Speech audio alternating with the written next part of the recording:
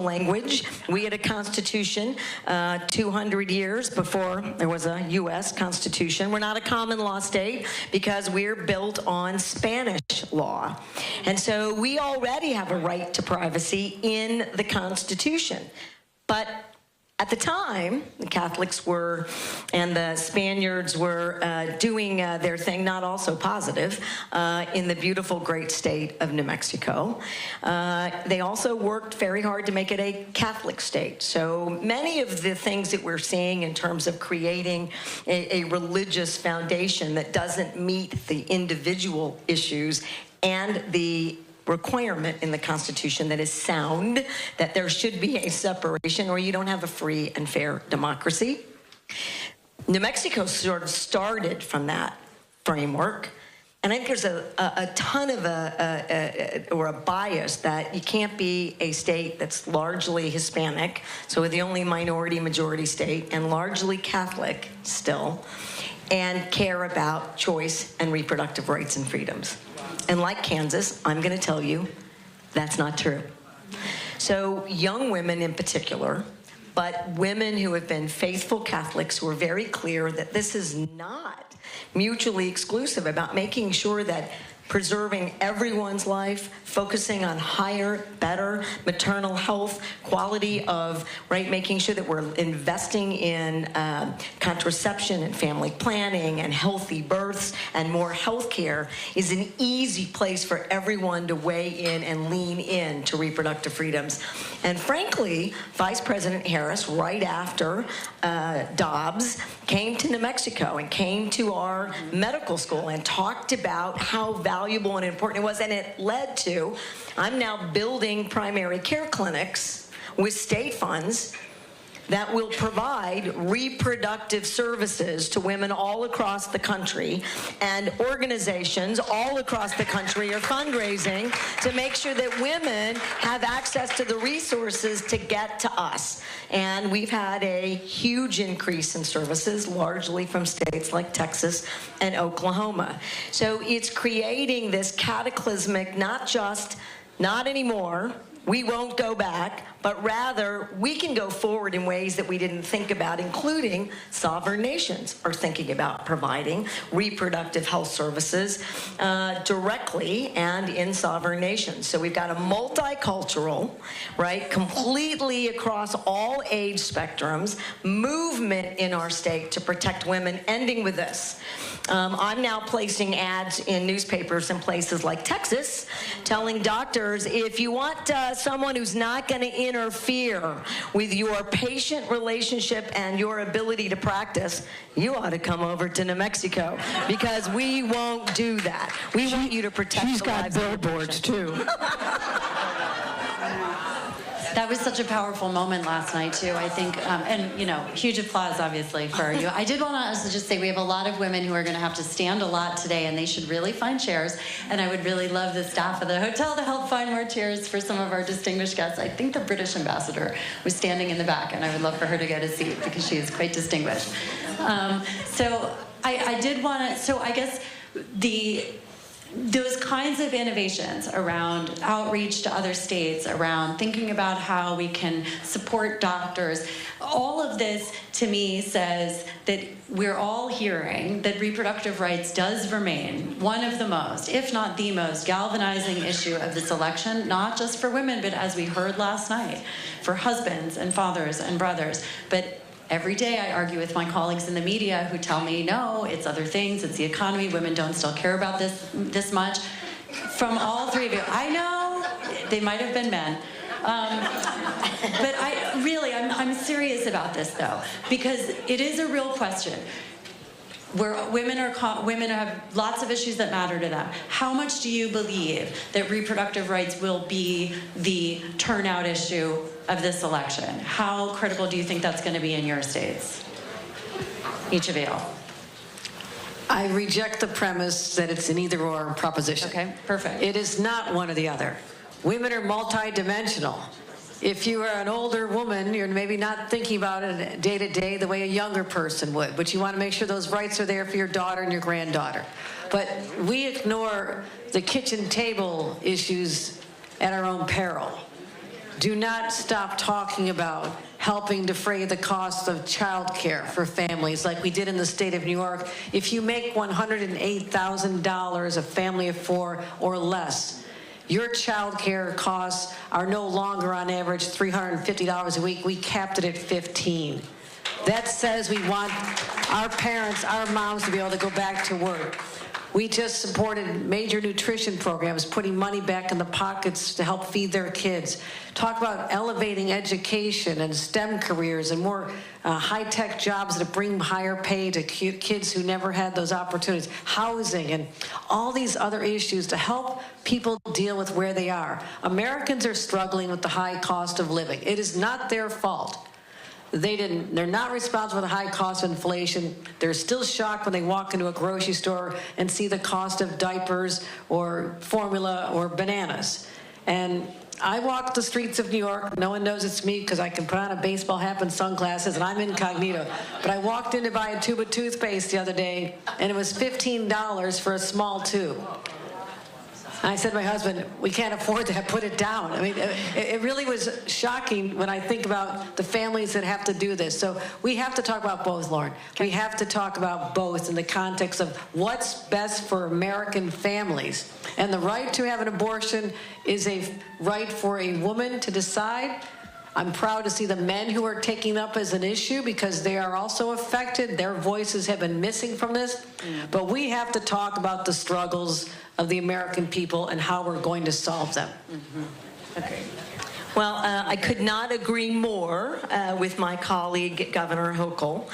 Family planning, y'all, is an economic issue. And we are not, when we get asked about is it one issue or another, that's where I really agree. It's all of these issues. We want a leader who can impact all of the things that we are navigating in our daily lives. Don't pick one, pick them all. I need you to make a difference on all fronts. And the child care issue, this is a great one where we talk about this together. So now in New Mexico, it's a constitutional right to free child care. And we are more than halfway there for universal child care. So completely free, already no I'm moving to New Mexico. Move to New Mexico. No, I'm not. Free. I'm not, Governor. Wow. You can't take it back now. Free college. Oh, God. Free college. I just made a mistake. 2-year, 4-year, part-time, anytime, anywhere, housing. So you should move. Oh, You God, can I'm sorry. share like all the other New Yorkers, half-time in New Mexico, half-time, and then we'll share the voters. I'm a New Yorker through and through. I was kidding. I'm All not right, kidding anyway. fine. You pay your taxes in New York, you can go anywhere. God, she always gets the last word. Good one. She's good. But it's all important, and the thing I'm loving about this ticket, and then I'm handing it over to my good friend Laura, is I think we're really hungry for folks who represent us, who look like us, and who are clearly, right, middle class, understand it's everything all at once. But I'm certainly not going to take for granted that I have can't believe he can be a candidate on the other side who fully intends to ban reproductive freedoms. He's going to ban abortion in this country. Believe him when he said he was going to get it repealed. He did it. He will keep doing it, and women will die. Women will not be able to do family planning, and we'll see teen pregnancy rates go through the roof. These are incredibly serious issues, and because of women like you, and because of your leadership, and because of this ticket, this is a defining moment in this country to make it very clear that taking away our fundamental freedoms will never happen again. Governor Kelly. Thank you. I'd like to, if you don't mind, revert to the question about our conversations with one another. Yes, please. I mean, Governor Lujan Grisham made it sound very pie in the sky, very elite. You know, the fact of the matter is we usually talk about what are you wearing? It really is. It's pretty primitive, the conversation. Is that not true? Fair enough. Usually they're saying to me, what are you wearing? Yeah, that's not a conversation. That's when we show up someplace. But no, it's serious. We do have those kind of conversations because that's what women do.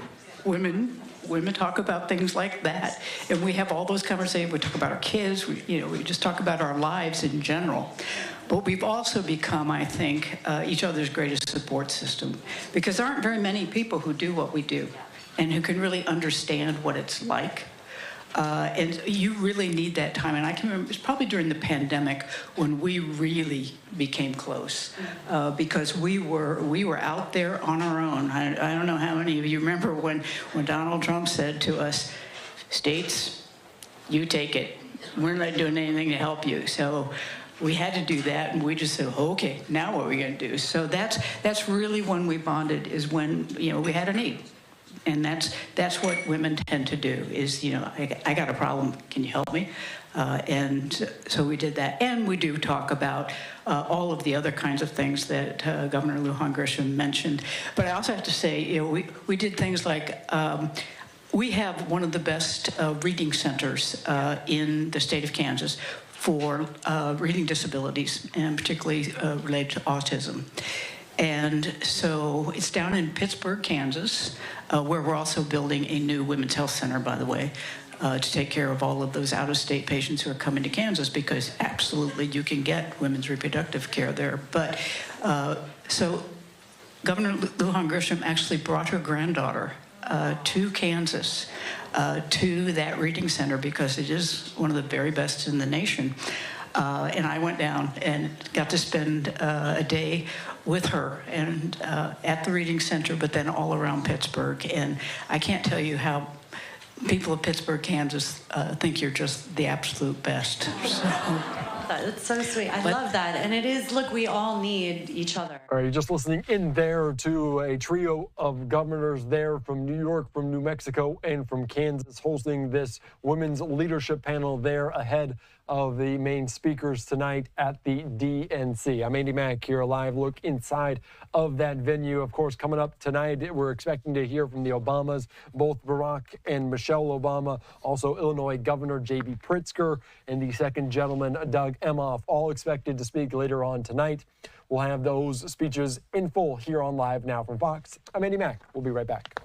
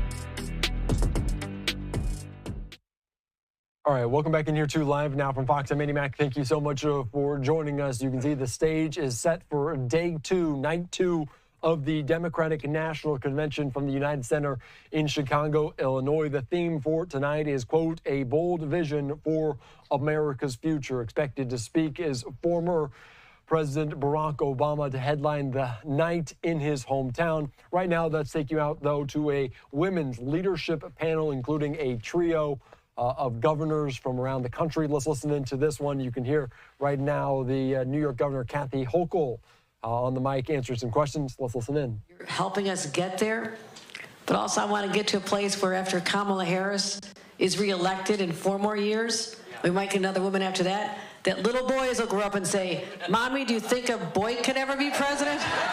Okay. That will be a great America. Again, that's hard to follow you. I couldn't agree more. A divided country is a country that doesn't lead in the way that we must and is expected around the world. My greatest hope, given where we are in this incredibly exciting, historic moment, is that our sense of not only America and patriotism, our sense of community and belonging to each other and being respectful and responsible to each other is restored. We have young people that don't have a sense about a career or a journey or engaging with family and friends. That has to end in this country. What's the most powerful thing about us is that we embrace our diversity and differences and we move together. I feel like we have a chance, just like Kathy said, we have the best chance in a long time to put all of that hate and division behind us and to create new opportunities where people believe that they're empowered to be the difference and the changes they'd like to see in their own families, communities, neighborhoods, cities, and states. That's the strength and beauty of America, and I see that. I can see the light at the end of the tunnel, just like you.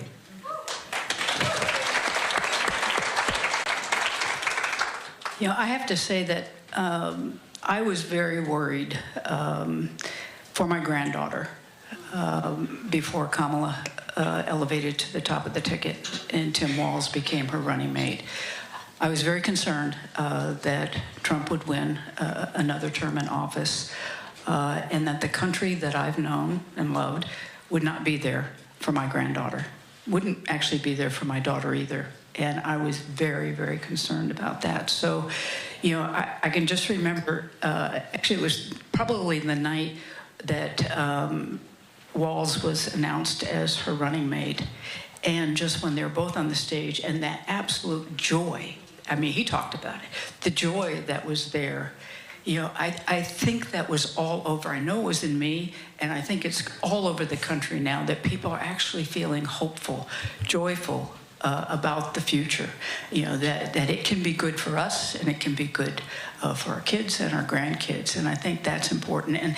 And the whole, you know, sort of the united we stand, divided we fall. We were on the precipice, you know, and if Trump were reelected, we would fall, you know, that would come true. And without that, with Kamala and with Walz, you know, we have an opportunity to reunite. We're seeing it happen. I mean, when I was talking about Stephanie and the Pack for Harris, and those are Republicans, you know, a lot of that has happened. You've seen these various coalitions, you know, white dudes for Kamala and what, you know, all that stuff. But, you know, that's true. It is happening. You're seeing people come together now for a common cause of getting her elected. I'm hoping that when all is said and done, and she's elected and Tim is elected, that we don't have to, I mean, you don't have to change parties, Stephanie, but we could go back to being the way we were, which was we worked together. You know, we reached consensus. We didn't always agree, but we reached consensus to move forward, and I'm hoping that that will be the aftermath. As my grandmother would say, from your lips to God's ears. I know you have to go, and I want to say thank you. I did just want to say that as we talked before about there being 8 Democratic women governors, after November, it's very possible that there will be a 9th. And we're going to hear from Lieutenant Governor Peggy Flanagan, our longtime friend, in a minute. And we have Lieutenant Governor Stratton from Illinois. We will let you go. Please join me in thanking these incredible women.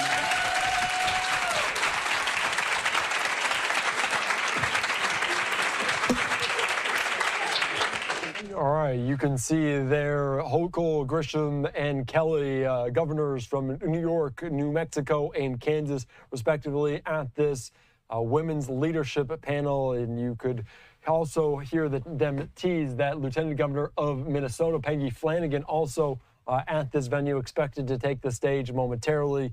Ask some questions. Of course, she would likely move up if Kamala Harris and Tim Walz, they earn the White House. You can see also there in the House different people from the Democratic Party as we're following this very, very closely here on Live Now from Fox. Let's find a way for another quick 2-minute break, and we'll get out to more of these events in Chicago right after this.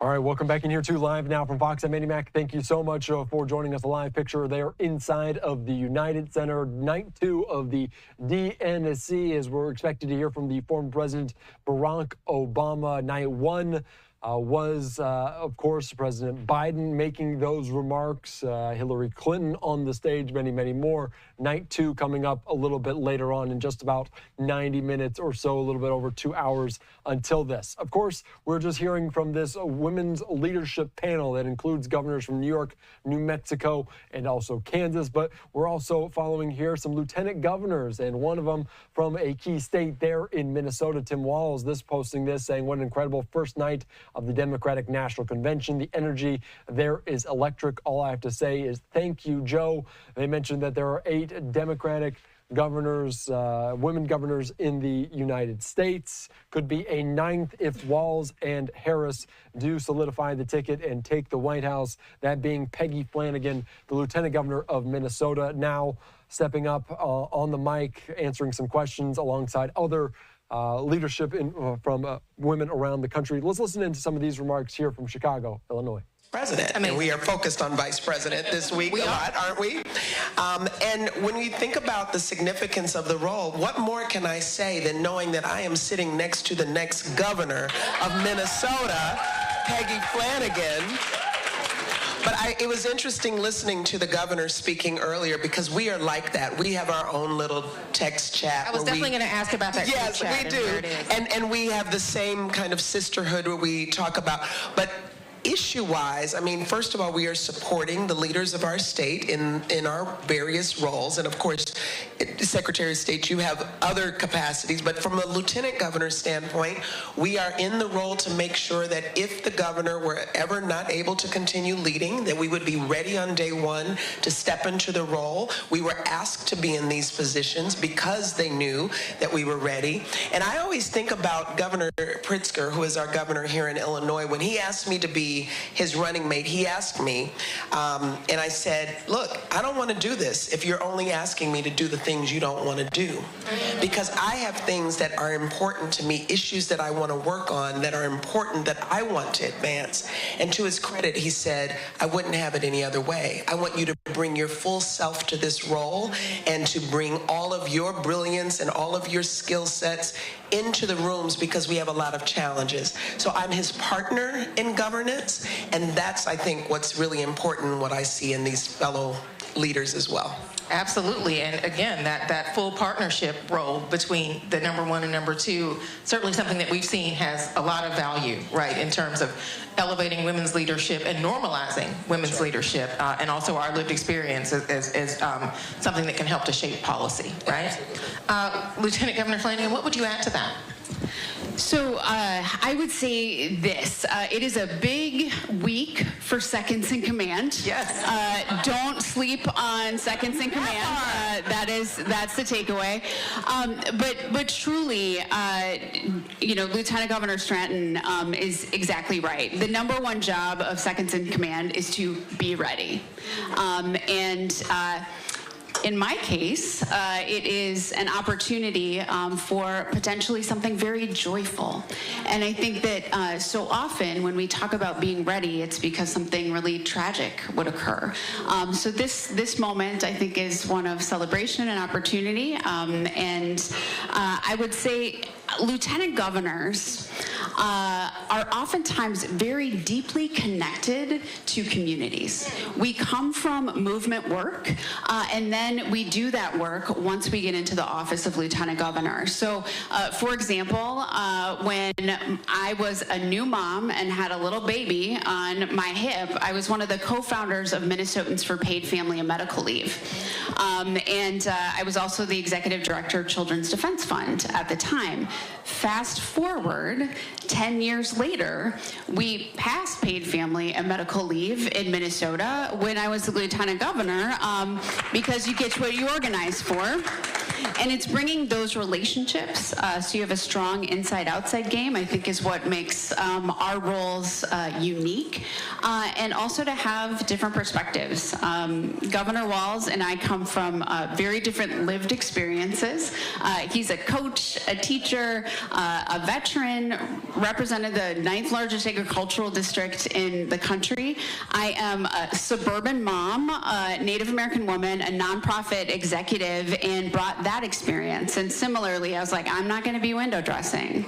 We're going to do policy work together. And so truly having this partnership over the last 6 years and governing side by side has been an incredible blessing. And I know that Vice President Harris has a running mate who knows how to partner with a woman leader, and I think I taught him everything he knows. All right. Feel free to go ahead and take credit for that right here on this stage in front of all these good folks. But you're making such good points about readiness and about this being a role that is not just symbolic or performative. That's right. And really stressing that you were here because you also wanted to work and you wanted to bring that lived experience and a range of your lived experiences, right? Not just your race or not just your gender, but there are so many things that make up who you are that you bring to this work that may look different, right, from the people who have traditionally held these roles. And so that all feels really important to just mark. Secretary of State Vincent, I want to come to you because I think we've learned a lot about the role of Secretary of State and the importance of Secretary of State, right, especially since the 2020 election. You are literally on the front lines of democracy. Talk to me about what you want people to know about what you are doing, the impact that you are having not just in your state, but on democracy. Yeah, thank you. I'm the Secretary of State of Michigan. I'm the Chief Election Officer, which means I'm the Chief Democracy Officer.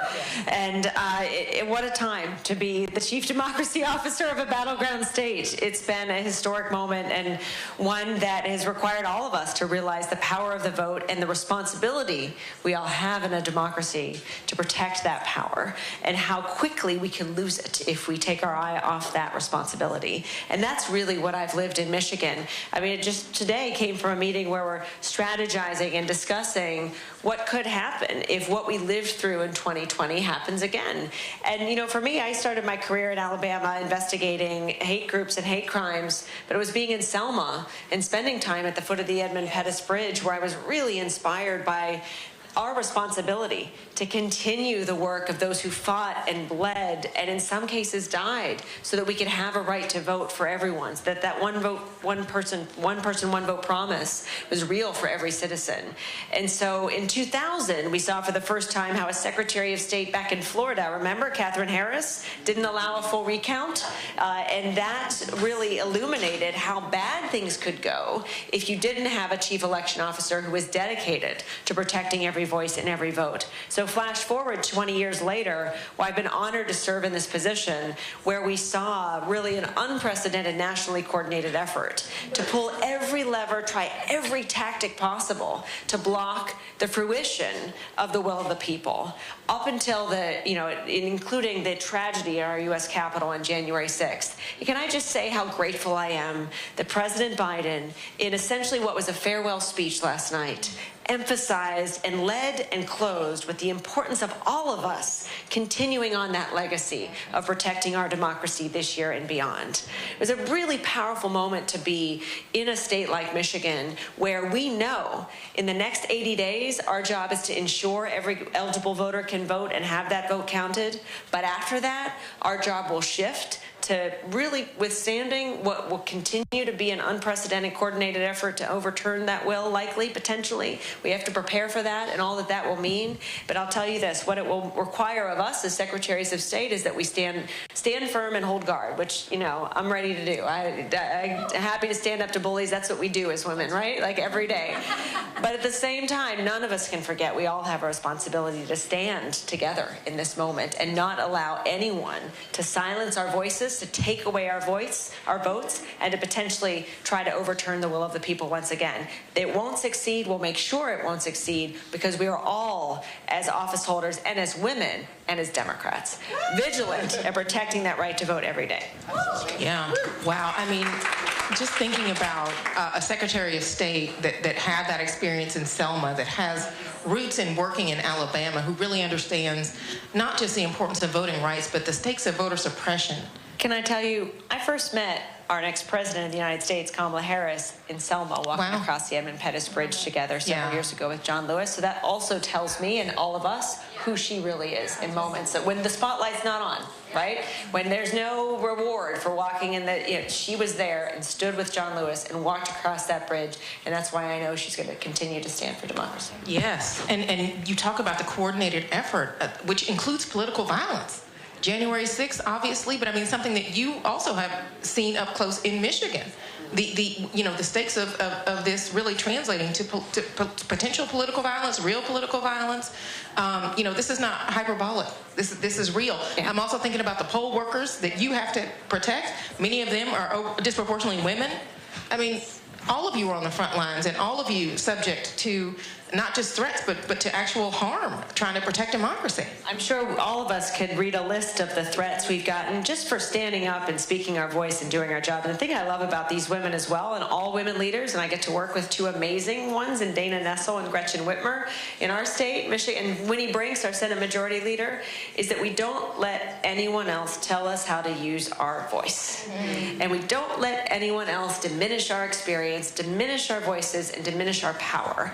And if nothing else, if we as women can stand guard about that principle in this moment, and also, frankly, now potentially have a president who does that as well, like what a world are we in, right? Like what an amazing moment to be doing this work and fight for protections for children, safe schools, access to health care, and everything else that we stand for. Yeah, it's really one of the issues that really has come up as a way to diminish our voices. The violence has become something that has been utilized to really discourage women to run for Absolutely. office. Or be in public life, period. Absolutely. I think one of the questions that I hear more than anything, at a time that we're here talking about women leading change and women being all in together, one of the top questions I receive is, well, how can you be safe? How can your family continue to be safe as you run for office?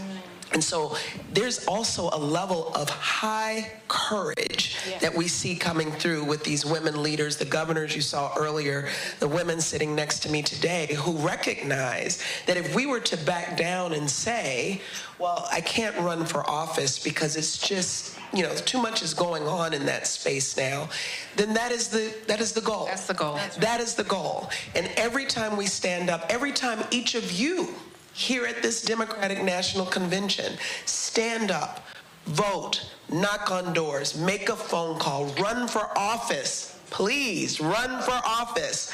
Anytime you do that, it is a way of saying very clearly, we are not going back, as Madam Vice President says. We are not going to be intimidated. We are going to use our voices because our voices matter. And they do matter. And we're going to keep fighting. And so I think there's a level of the reason why it's so important to have these forums to bring women leaders together is because it is our strength in numbers. Yes, that's right. That when we do it together, and I might be feeling very like, wow, this was tough today, but I know I can call my sisters and say, how did you deal with this? What more do we need to do? And they have my back. Okay. We have Madam Vice President's back, and we're going to make sure that she's surrounded by this cadre of women who are going to make sure she knows she's not alone. That's right. And I would just say, like, go ahead. just in this moment, the Auntie vibes are real. And it is, I have this incredible group of the people who Auntie me, that in the moments when it gets hard, who say, you know where you come from. Right? All of the women who have dreamed this moment into existence, whose lives were harder than I could have ever imagined, only having citizenship as Native people for the last 100 years. So sometimes it also is, right? Take a beat. We can do this. We have done difficult things before, and truly, I would not survive without this Lieutenant Governor and this Secretary of State. We are truly friends, and I think that that is also the power of this moment. I am gonna Auntie hard, right, for all of the young women who are coming, but also to hold these sisters strong. That is the magic and the power that people have not seen yet that is happening over the next 77 days and into the future. Shout out to Auntie Energy. It is, I mean, it is unleashed, and everybody else is about to find out about Auntie Energy. Shout out to all the aunties. I'm a member of Auntie Hive, so thank you for pointing that out. And also, I mean, yes, just listening to you, we are celebrating the 104th anniversary of the 19th Amendment this week. That is the amendment for which our newsroom is named. But if you've ever seen our logo, there's an asterisk in our logo in recognition of the women who were frankly thrown under the bus in 1920 when white women got their access to the franchise, but so many other women did not, including indigenous women who were not even recognized as citizens in 1920. For the black women, for the Latinas and Asian women who had to fight for nearly another half century before they would get their full access to the franchise, something that Fannie Lou Hamer talked about 60 years ago this week at another Democratic National Convention in Atlantic City, testifying to the terrors of voter suppression in Jim Crow, Mississippi. So we have to name all of that, right? And we also have to talk about the strength in numbers that you mentioned, Lieutenant Governor Stratton, and why it is so important for us to lock arms to reject all the things that you all are talking about, which are anti-democratic. Aaron, I know you're going to your next question, but I just want to acknowledge Ida B. Wells. Hello. Right here in the city of Chicago, and not too far where we have Ida B. Wells Drive, who was the one marching in that suffrage parade, who was told to go to the back as a black woman and said, either I go with you or not at all. That is the moment that we're in right now. That's right. We all have to go. We are no longer at a place where we can say, you get started and I guess I have to join you in the back. This is what this moment is about as we watch Madam Vice President Kamala Harris move and ascend into the presidency. We all have to go. And I think I just wanted to acknowledge Ida B. Wells because thank you for sharing that history, because Chicago has that history as well from her roots here. Also Holly Springs, Mississippi, but That part too. Holly Springs, yeah, but I mean, seriously, I mean, shoulder to shoulder. That's right. Those suffragists were shoulder to shoulder, and yet were denied when the time came, and so we must take the lessons of the suffragist movement into our current moment and beyond. And I think that is a lot of what we are seeing when we see kind of this momentum and coalition that is beginning to form. So, Lieutenant Governor Flanagan, I want to come to you because you've already kind of talked a little bit about your experience with Governor Walz, the impact that he's had on your career, also on the state of Minnesota, and what people should know about him that perhaps they may not have already heard. But if there's anything else to that end that you want to share about his leadership, him empowering and elevating your leadership, I'd love to hear some more of that. And if you've had those white guy tacos, I mean, feel free to tell us about how those were as well. So real talk, no spice. That is exactly right. But I'll work on that. Yeah, well, I'm going to leave that one up to the vice president. Seasoning. This is her role now. I pass the torch. But I would say this. Tim Walz was very intentional about asking me to be his running mate. And we decided to run together a full year before the election. Wow. Because we wanted people to know what they were going to get.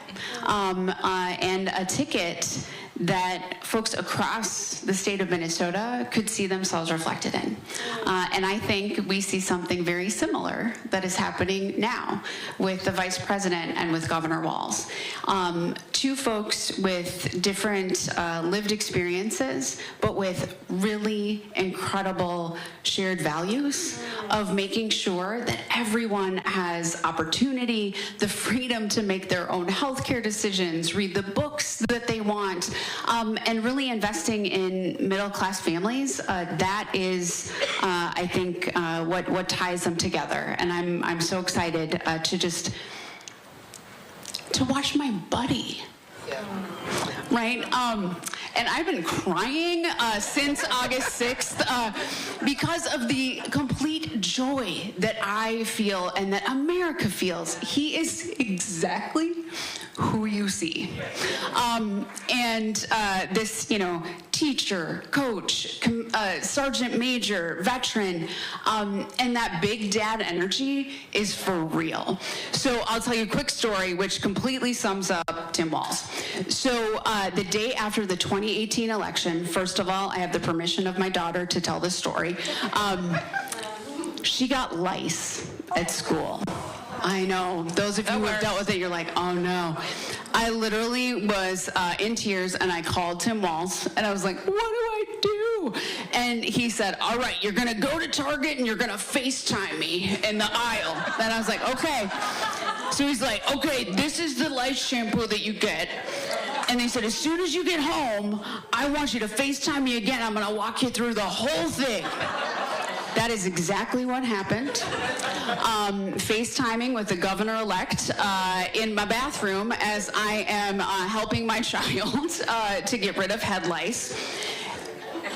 I didn't even give it a second thought. Who is the first person that I call? Tim Walz. And so one of the things that's so beautiful is that we also, we are friends, and we've been friends for almost 20 years. So connecting as parents is powerful. Nobody cheers me on more than Tim Walz. And he always, I think some of you might have caught it yesterday when I was speaking about the governor, but he always brings me snacks. I'm not kidding.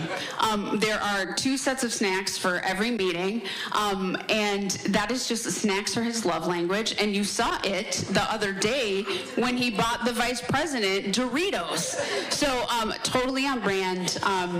I'm just so excited that the rest of the country is getting to know this man that I love and have been so fortunate to partner with over the last 6 years. All right, you're just listening in there, Peggy Flanagan, the Lieutenant Governor of Minnesota, giving a little bit of a sense into her relationship with the Governor, Tim Walz, now that VP candidate on the Walz-Harris ticket, Harris-Walz ticket. He's expected to speak tomorrow night. I'm Andy Mack here on Live Now from Fox. Let's slide away for a quick 2-minute break.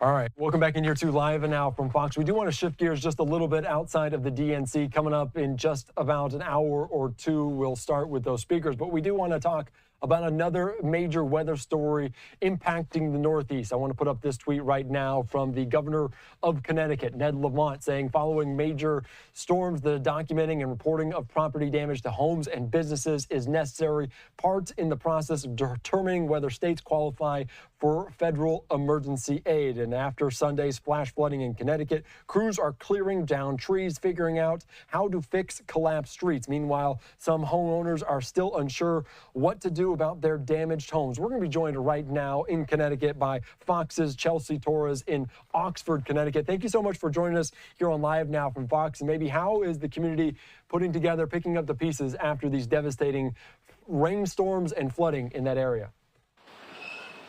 Andy, that's probably the best part about this, is that the community really has done everything they could to come around and wrap their arms around people that have been completely devastated by these flash flooding. The owner of this home, this collapsed home, told me she was speechless when she saw her home completely crumble down. And I mean, this entire area has now been cleared and excavated because right in front of me is a collapsed road, and that's what they're working on, and that's what crews are doing today. It's really all about cleanup. And the woman that lives here, she says she was not required to have flood insurance, so now she's just hoping that people can help out, because she's, and just like other homeowners that have also been affected, are really trying to pick up the pieces and figure out what's next.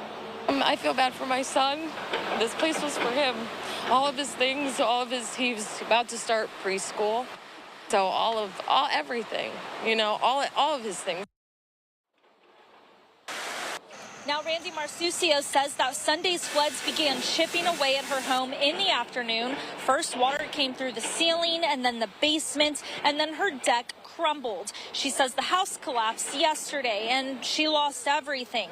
People who live here say they've never seen destruction quite like this. Here and there we'll get a lot of rain and some things will flood, but nothing like this. Let's get to helping people and making sure that people are okay to live and deal with things like this. Food, water, shelter, safe travels. Now, Andy, up in this area, there's quite a few homes, and because this road right here in front of me is completely washed out, they really don't have anywhere to go. I've seen people, somebody put a ladder down here in the creek, and I've seen people walk out so that way they could actually go and go get materials, go get equipment, go get whatever it is that they need. But crews are working pretty fast to clear up this area and start rebuilding this road, and that's what they're doing in a lot of other areas throughout this part of Connecticut, so that way people can get back to doing their normal daily life. Andy? All right, thank you so much. I do have to ask you a question because obviously a lot of devastation, catastrophic flooding in the area, but it might have been unexpected, a little surprising for that community, just how quickly the rain came in that region. Can you speak to that at all? Sure. Actually, that couple that you saw talking, they told me in where they live, it was within 30 minutes that they started seeing water come up within feet. And everybody that I've talked to say that this happened so quickly. For Randy Marsuccio, she said, yes, the collapsing came Monday morning, but Sunday, everything happened so fast. First the flooding, then the deck started to go. And she even thought for a while, should I go inside and grab some of my belongings? But quickly is when the structure itself started to crumble, and so she wasn't able to go inside, and then now she's left with this. So every single person that I've talked to, I think they're just shocked at how fast everything happened with this flash flooding. All right, Chelsea Torres, thank you so much. Great reporting here on Live Now from Fox. I appreciate your time. Thanks, Andy. All right, thank you so much. All right, let's continue on here on Live Now from Fox. Great talking to her about this in Connecticut. They're dealing with this in a state of emergency already declared for that region. All right, let's shift gears right now back to the DNC coming up in just a little bit. You can see people filtering into the arena there at the United Center in Chicago. We'll get back to these top stories coming up after this 2-minute break.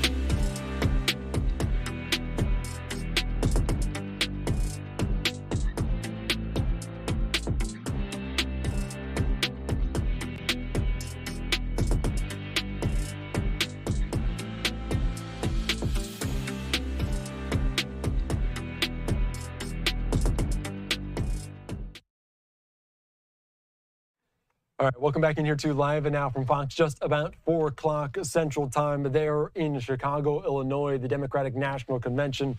Speakers will soon take the stage, headlined tonight by the former President Barack Obama from his own hometown there in Chicago. You can see people there already filtering in to the arena here on Live Now from Fox. So we'll take you out to that as soon as it happens live unfiltered, uninterrupted coverage from the Democratic National Convention, similar to the way we covered the Republican National Convention just north there in Milwaukee, Wisconsin. Right now, though, let's take you out to this women's leadership panel, including the Lieutenant Governor of Minnesota, Peggy Flanagan, also Michigan Secretary of State, the Illinois Lieutenant Governor as well. Let's listen in to what they have to say ahead of the DNC. What can you say about what you're doing now as Secretary of State to be on offense of any possible issue in this election? Well, I will say, I don't know, there was a report that came out last week of all the battleground states, Arizona, Nevada, Michigan, Wisconsin, Pennsylvania, and Georgia. And they ranked their evolution in election laws from 2020 to 2024. Arizona, election and democracy access was weakened. Nevada, democracy access was weakened. Pennsylvania and Wisconsin, it said stayed about the same. Georgia was weakened. Michigan dramatically increased access to democracy. Why?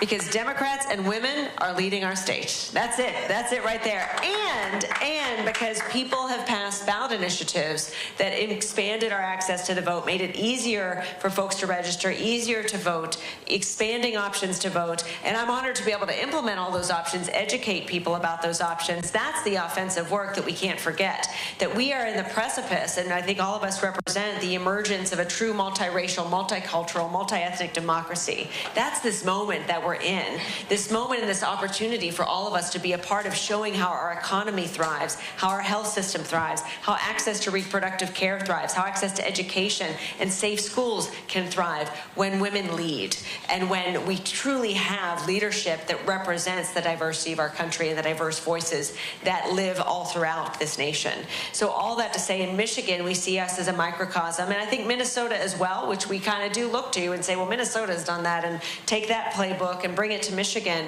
But in the Midwest and in Illinois as well, I think you see the Midwest really leading through women to take no prisoners and get stuff done. But that comes with a price. And all of us can sit here and tell you the threats that we have. I mean, I was swatted twice before I came here. And I was driving here when I get a call from my security team saying someone called in a death threat to you at the convention, right? Like, I'm sure we can all have those stories. That's a real thing that people feel they can get away with that is directly linked to our gender and is an effort to silence us. It's an effort to scare us. It's an effort to intimidate us. But I can tell you, not a single one of us is going to be intimidated by stuff like that. We just get bolder. We just get more strident. We just get more determined to do the work that everyone has called on us to do, because we have a responsibility to ensure we truly become that promise of a true multiracial, multicultural, multi-ethnic democracy where everyone's voice is at the table and everyone is heard. Wow. I cannot think of a better note to end on. I know that none of the three of you are going back. I want to thank all of you for the work that you were doing to carry our democracy forward. Thank you. And for your leadership. Thank you so much. Thank you, Erin. Thank you all so much for being here today. All right, you're just listening in there as they wrapped it up. That was the Michigan Secretary of State, Jocelyn Benson, alongside Peggy Flanagan, the Lieutenant Governor of Minnesota, as well as the Lieutenant Governor of Illinois, Stratton, there talking, and this was coming after three Democratic governors also at this event there, highlighting the women's leadership panel from the Democratic National Convention, as they're expecting some speakers to begin in the next hour or two. We'll take you out to that as soon as it happens, and hopefully they're a little bit more on time tonight, as last night a little askew with the schedule as President Biden coming on late into the evening hours there, past prime time. All right, we're following all of this here on Live Now from Fox, a live look inside of this hall, the United Center in the heart of Chicago, as we're following all of the latest details inside of this, but also outside, as there are plenty of protesters, plenty of headlines to be made out there. We're also learning earlier on today that Chicago police were investigating an alleged bomb threat at several hotels on the near west side. This happening just before noon. Let's take you right now, though, out to Chicago police, talking alongside Secret Service, just to give you an update on some of those protests, some of the latest security measures in place for this DNC. Let's listen in from earlier on Live Now. Chief Ursity, Chief Talley, and Chief Navalis. I just cannot say enough about the work that they're doing here. Yesterday, as you saw, there was a breach of the outer perimeter in the area that was within sight and sound of the United Center, the venue where the DNC is being held. It was a brief breach. There were demonstrated tactics applied to remove some of the locks from the outer perimeter fence and the fencing. Our officers arrived on the scene. We were in immediate contact with our federal partners about it. Some of them breached into the fence, the adjacent fence. They attempted to pull that fencing down. We got in there as quickly as we could. Our officers showed great restraint. The leadership team being out there, making sure that the officers are remembering their training and relying on their training to get this done. Our officers at some point were sprayed with OC spray. We had objects thrown at officers, water bottles, water thrown on officers. No major injuries, but our officers did not overreact. We were able to clear that area up really quickly. Shortly thereafter, having a conversation with the Secret Service, that location was then fortified to make sure that that didn't happen again. We had approximately about 3,500 protesters that started out with that. And I'm not going to tie that event and what happened with the breach with the entirety of the protest. Because within that protest, we had people who simply wanted to exercise their First Amendment rights. Those people broke off and started marching when that group of individuals stayed behind and breached the fence. I'm just happy to say that the coordinated work between CPD and federal partners, nothing happened. We took complete control of it. There were 13 arrests made, but not in relation to that particular event. And what I'd like to say again is just I couldn't be more proud of how the Chicago Police Department responded under those circumstances. We put on display the training and the preparation that we've been engaged in for over a year now. That being said, moving forward, we do expect to see more protests, more demonstrated tactics. Again, we're up to the challenge. The city is up to the challenge, and it's not just CPD, it's everyone. OAMC working together in lockstep with Chicago Police Department, our federal partners, our state, local partners, our mutual aid officers who are helping out. And the collaboration has been excellent along our business corridors, making sure that businesses are protected and safe, but mainly our neighborhoods and our communities, making sure that our officers are available to respond to jobs and prevent violent crimes that are happening in our districts. The arrests that were made range from criminal trespass to state-supported land, to resisting and obstructing, all the way to aggravated battery of police officers. So I've said before, we're not going to tolerate vandalism and violence in our city. And we're ready, willing, and able to respond to those things. So we're going to continue to protect the city. Our officers are going to continue to rely on their training. Our leadership team are going to continue to be out there to lead our men and women to make sure that this city is safe. And with that, I'll now turn it over to Deputy Mayor of Community Safety, Gary Gatewood.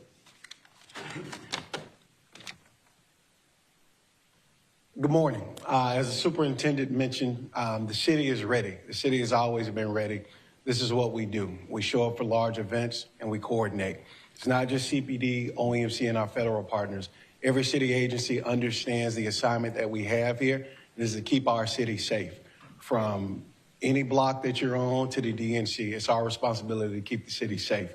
As the superintendent also mentioned, we want people to protest and protest peacefully. We welcome that, we invite that, but what we won't have It's people who violate that, people who bring violence, and people who cause terror. We won't allow that. We've never allowed that, and we won't start today. We're excited about this day of the DNC and all of that comes with it, but also understand that we're here in collaboration and partnership to keep our city safe, to keep our city strong, and continue to move forward. With that, simple enough, we'll pass it back over to Superintendent Snelling so we can open it up for questions. Thank you. Thank you, Deputy Mayor. We'll begin questioning here. Please introduce yourself.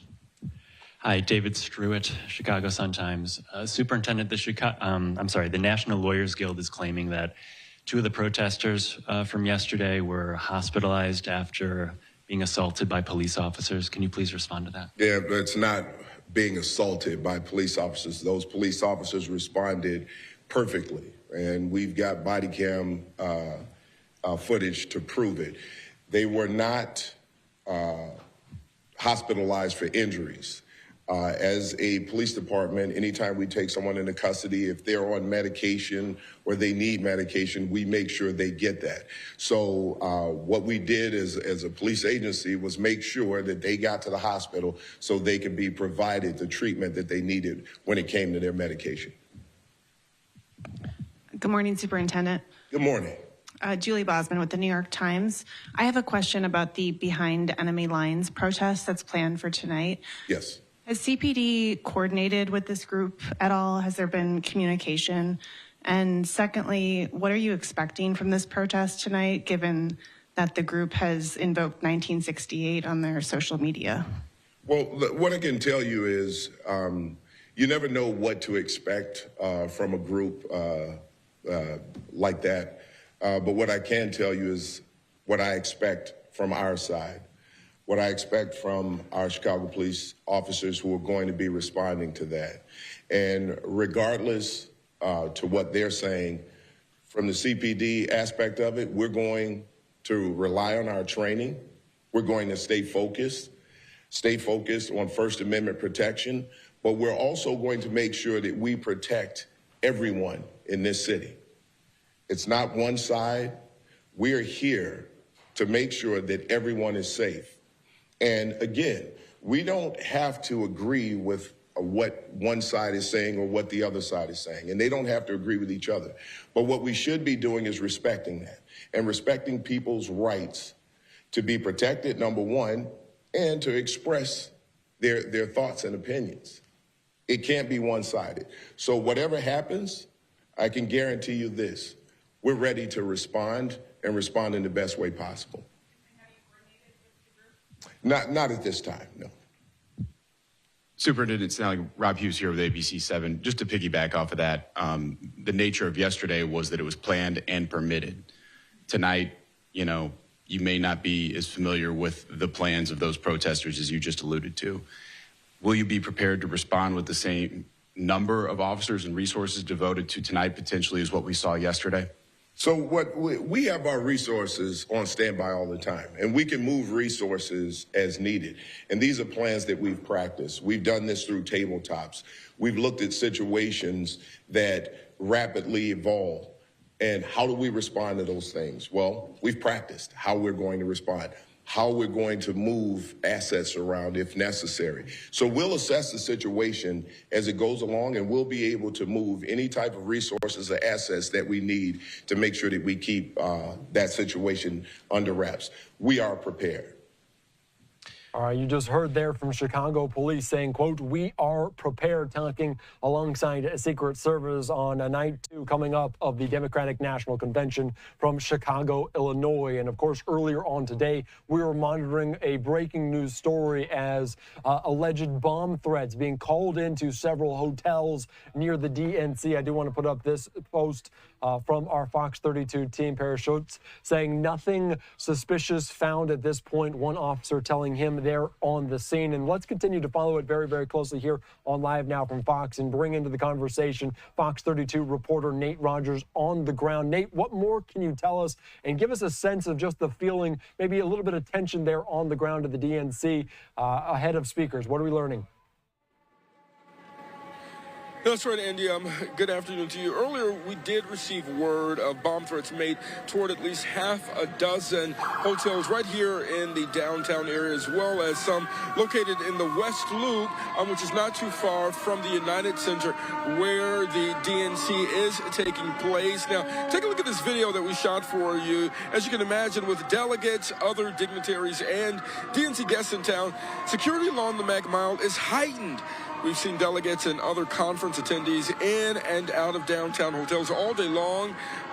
As you can also see, temporary fencing, which has been erected around various hotels with armed law enforcement in position. We've also seen Chicago police walking in great numbers, also Secret Service agents, many of them, some visibly taking notes, others canvassing the area, looking for any suspicious activity. Now, we did speak with at least one conference attendee, hearing their reaction to the threats and the increased security measures. Take a listen to what she shared with us. I mean, I feel like it's pretty typical in Chicago. It's good as a local here. It's good to always have your guard up, be aware. I feel like with the threat of school shootings and stuff like that, I've learned to be very on my guard as a student, especially. So I hate to say this, but it does feel pretty normalized for me, especially with the prevalence of gun violence in our country and in Chicago.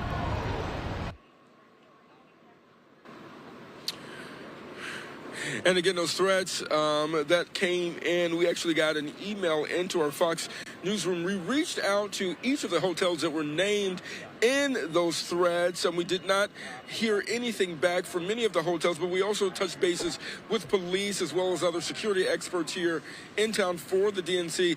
By all accounts, the threats appear to be unfounded, but authorities are continuing to monitor the situation. You did ask about the temperature here in downtown Chicago. I'll tell you, it appears to be just a regular Tuesday evening, early evening in downtown Chicago. Of course, you notice all of the fencing. You notice security in place here, just making sure that folks are not able to get into some of the restricted areas. But everyone appears to be working as normal as usual. But we are monitoring this situation just to make sure that things don't get out of hand. Andy, that is the latest here in downtown Chicago along the Mac Mile. Nate Rogers, Fox News. All right, thank you so much, Nate. And I do have to ask you a question because last night we're talking about protesters, several of them getting arrested in handcuffs, being led away. Can you kind of maybe contrast what we saw last night versus what's going on today? Is it different from yesterday at all? Well, sure. Last night, in fact, I mean, we were on the front lines. I was live actually delivering a report. We had just marched about a mile from a park located on the west side to another park when we, just saw these demonstrators literally banging on fencing, and then with our own eyes, in fact, our cameraman shot video of one guy taking a sledgehammer out of his book bag and then disassembling that fencing. And so that was a much more dangerous, much more chaotic atmosphere than what we're experiencing here in downtown Chicago. Right now, downtown, we see the increased security, the increased law enforcement, and patrols taking place here. But those agitators, the demonstrations, we haven't had any demonstrations here downtown today. And so definitely a different tone here, but police do have it under control. All right, Nate Rogers, thank you so much. I appreciate your time. Great reporting, as always, here on Live Now. All right, thank you so much. All right, let's continue on here on Live Now from Fox. Great talking today. Rogers, our Fox 32 team, doing a great job covering everything to do with the DNC, the Democratic National Convention, just past 4 o'clock Central Time, local time there in Chicago. You can see people filtering in. We did see some of the speakers going through last-minute mic checks ahead of some of the speakers. Plenty of them coming up tonight. The headliner, of course, the hometown kid, the former president of the United States, Barack Obama, in Chicago at the United Center. We'll have much more on this coming up in 2 minutes on Live Now.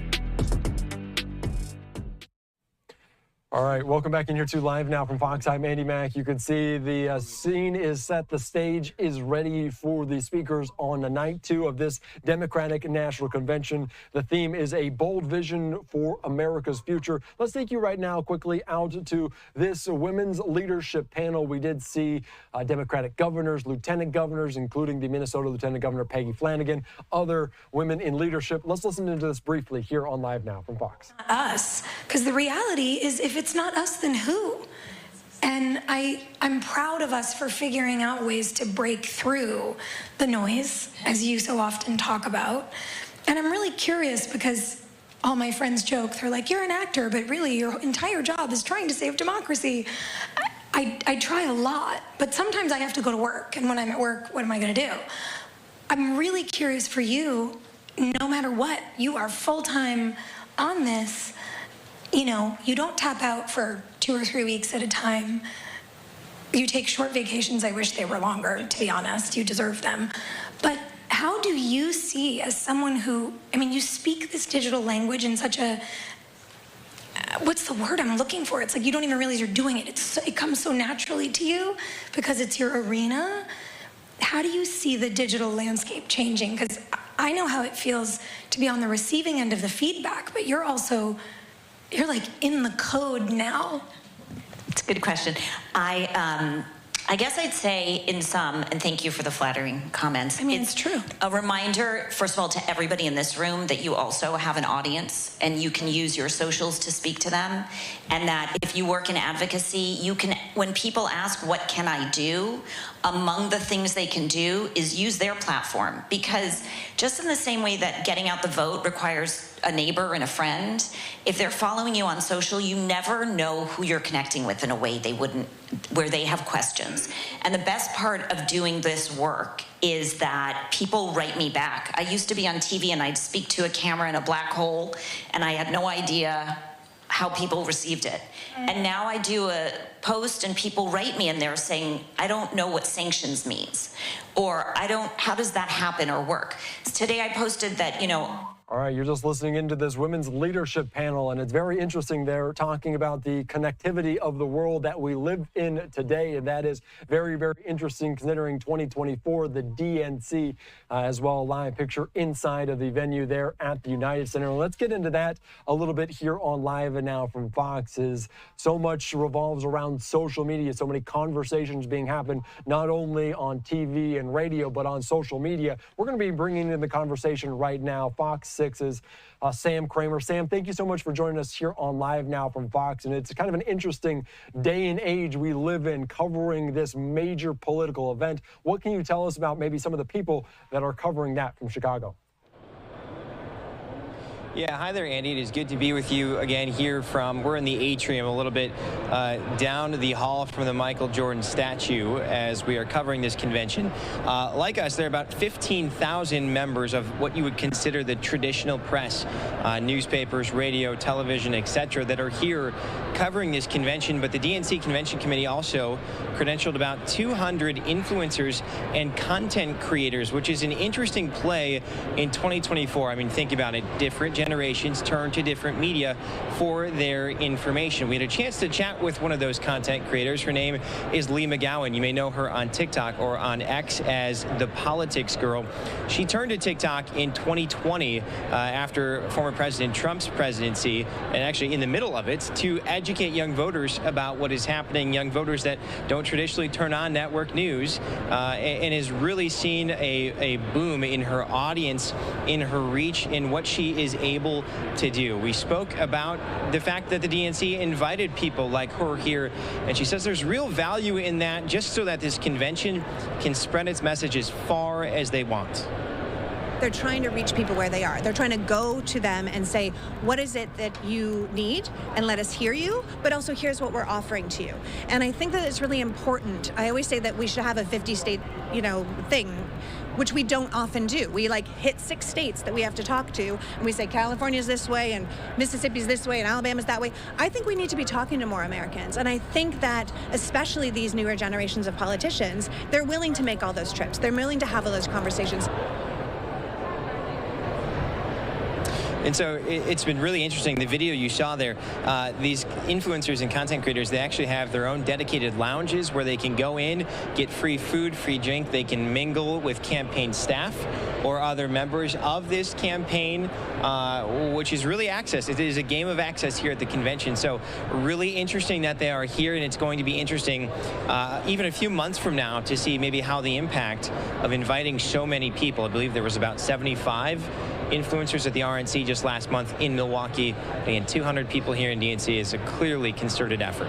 Yeah, that is so very true. And it's also interesting. We're expecting to hear from the former President Barack Obama as he was running for president back in the early 2000s, the advent and prevalence of social media just growing. So how the kind of campaigns are run very much different. I do want to ask you, though, Sam, as we do have you here, talking about the RNC and the DNC, two locations very close in proximity. You were in Milwaukee covering it very fully. Can you kind of contrast the differences, what we're seeing right now from just a month ago to what we're seeing here at the DNC?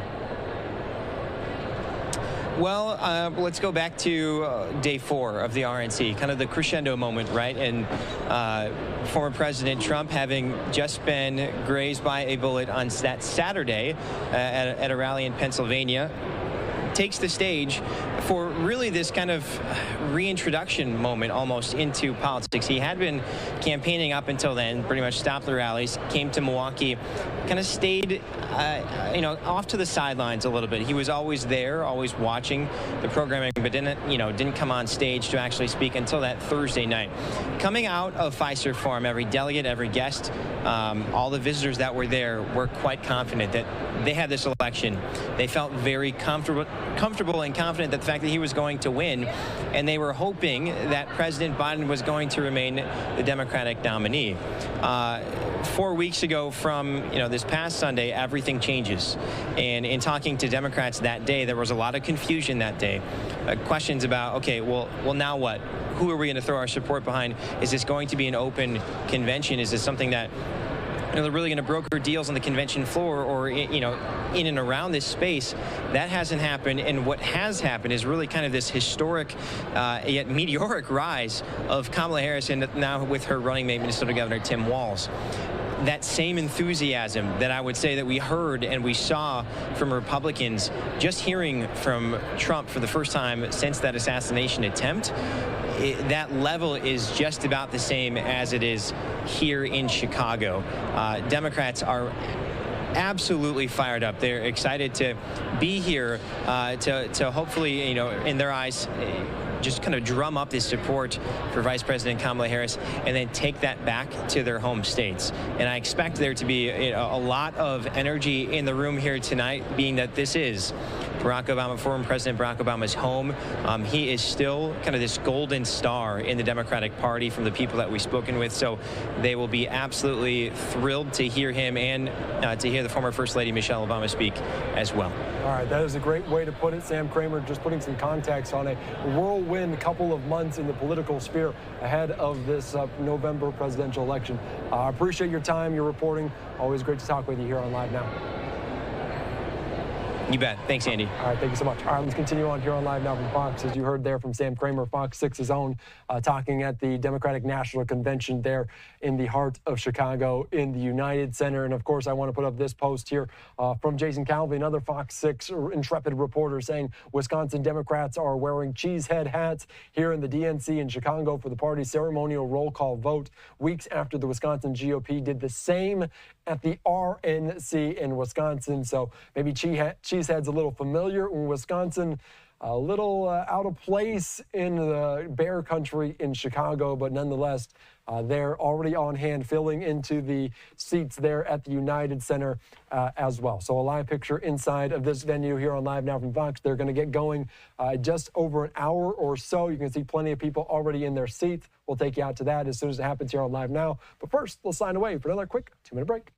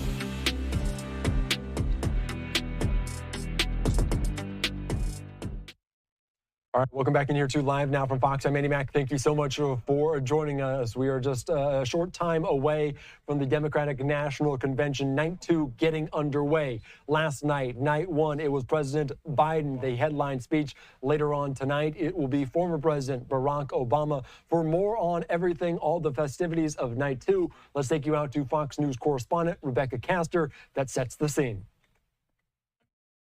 Tonight, delegates will hold a ceremonial roll call vote to make Vice President Kamala Harris the party's nominee. But last night, all eyes were on her boss, President Biden. Democrats opened night 1 of their convention by paying tribute to President Biden. His address seen as both a farewell and a look to the future. It was just last month when the president dropped his re-election bid following low poll numbers and pressure from leaders in his own party. His job was to save, there was a battle for the soul of our democracy, and that's exactly what he's doing by passing the torch to Kamala Harris tonight. Our state delegation was 100% behind President Biden until he chose to step aside. And all this talk about how I'm angry at all those people who said I should step down, that's not true. I love my country more, and we need to preserve our democracy. Also passing the torch Monday night, former Secretary of State Hillary Clinton. When a barrier falls for one of us, it falls. It falls and clears the way for all of us. The Obamas will highlight night 2 of the Democratic Convention with the theme, A Bold Vision for America's Future. Meanwhile, former President Trump and his running mate, Ohio Senator JD Vance, are in Michigan and Wisconsin, targeting Harris on crime and safety. Kamala Harris was one of the leading voices in the defund the police movement. She is anti-law enforcement. She is pro-criminal. Harris will address the DNC on Thursday, but tonight she's back on the campaign trail, holding a rally in nearby Milwaukee.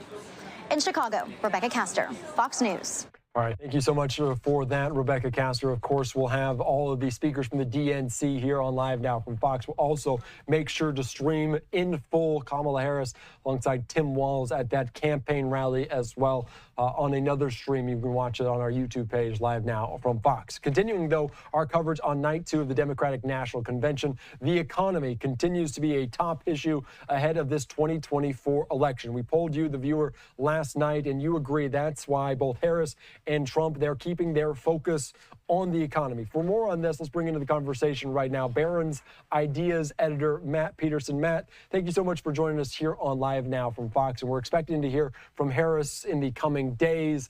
A lot to do about economic policy, maybe some of them overlapping already with Trump. What do we make of it, and maybe how much of the focus is on the economy at the DNC this week?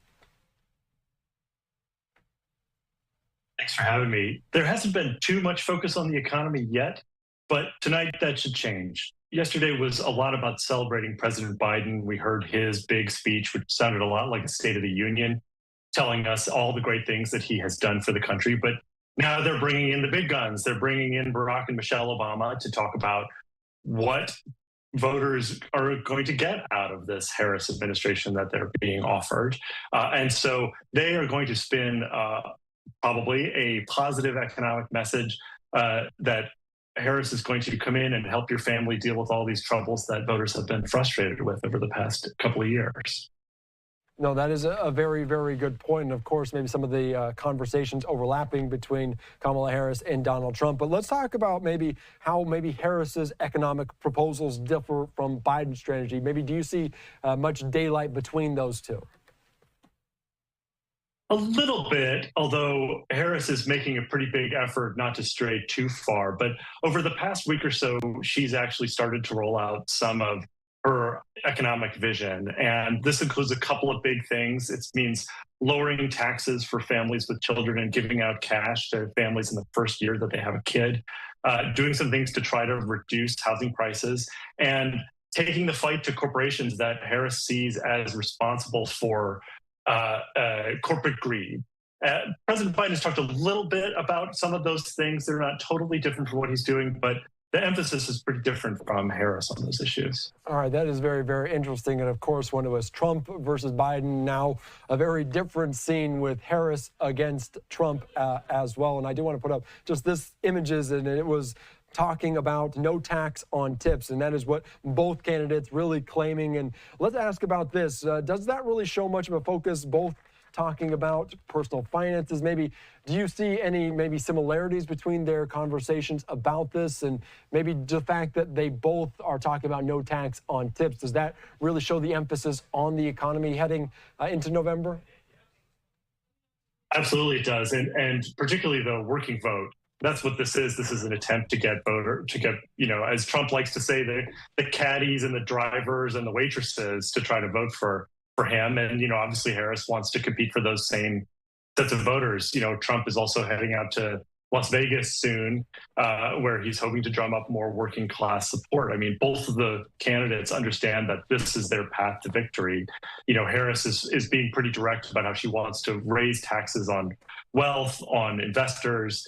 It's a very different economic message from what Trump is putting out there. And even the tips thing is a little bit different, where Harris is trying to kind of put some guardrails on exactly what she wants to do with this policy, where Trump is just full on, no tax on tips. Yeah, no, it's very interesting, even though there is a little bit of overlap. The maybe differences are also very stark. Let's also talk about maybe affordability, inflation heading into November, because that's on the minds of so many Americans heading into November.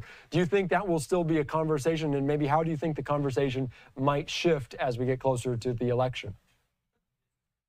Well, I'm sure that Kamala Harris is hoping that it will not be part of the conversation, because so far this argument has gone very much against the Democrats, even though inflation has come down quite a bit under President Biden's 3.5 years. Inflation is now almost at the level where the Federal Reserve will start cutting interest rates in the next couple of weeks and, maybe making it a little bit easier to buy a house. But Harris is not taking this one lying down. Unlike President Biden, she's really developed a very aggressive, offensive strategy around trying to fight inflation. She is saying, in large part, this is corporations taking advantage of Americans, grocery stores, corporate landlords raising prices when they really shouldn't be, in her opinion. So that's how she's going to try to fight this, is by trying to say, it's not the government that's the problem here, it's big business. All right, very, very good. All right, Matt, anything else ahead of the DNC? Because I know we're just on night 2. What else are we expecting to hear about the economy? Are you listening for anything in particular, and maybe any particular person you're hoping to hear it from? I'm very curious what Bernie Sanders is going to say tonight. He's going to come up there and give a speech, before the Obamas speak. And I suspect he's going to give a pretty strong endorsement of Harris. I mean, he tends to get in line at these kind of moments. But, one of the points of this convention is to show that all the spectrum of the Democratic Party are fully behind Kamala Harris. She's really moved a little bit to the left of the Biden administration on these things that we've been talking about, inflation and other things, since she became the nominee. And that language, I think, speaks pretty well to the Bernie voter. And so I'm curious what exactly he's going to say to back her up. Yeah, and that might be more fire for the Trump campaign to talk about maybe how similar Kamala Harris is to Bernie Sanders. We'll see about that. Anything else you'd like to add about the economy as we're talking about the DNC, but also a very important election just a few short months away? This is a huge election for the economy. These two candidates have very different visions about how they want to run it. You have Trump, who wants to basically slash taxes even further. Harris wants to keep taxes mostly the same on the middle class, raise them on the wealthy. She's really trying to sort of put more money into the pockets of working people, whereas Trump wants to use his position as president to strike big deals on behalf of the American economy, right? He wants to put up these tariffs, and then, his advisors say he's going to go to China, he's going to go to other places, he's going to do big deals with them. And that could take the country in a very different place. You don't hear Kamala Harris talking very much about international things in general. I haven't heard her say the word tariff since she started running for president. So that's a pretty big distinction. And I'm curious if that's going to come up at all in the next couple of days. Yeah, next couple of days. And of course, the debates coming up soon, you might imagine the economy will be a focus of those as well. All right, Matt Peterson, the Barron's Ideas editor, thank you again for joining us here on Live Now from Fox to talk everything about the economy as we're focusing on the DNC tonight and throughout this week. Thanks again. Thanks for having me. All right, thank you so much. All right, let's continue on here on Live Now from Fox, a live look there inside of the venue in the United Center. I'm Andy Mack. We're back after this.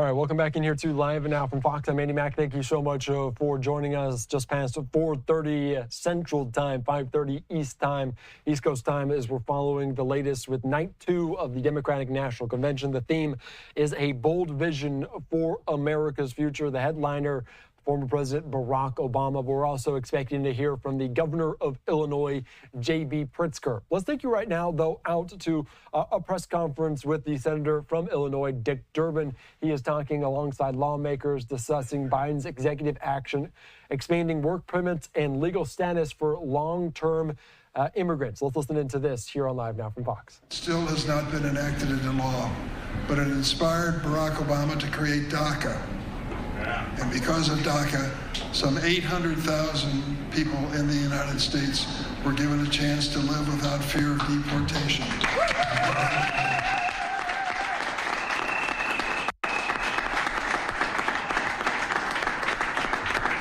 When Congress could not or would not change the law, President Obama stepped up.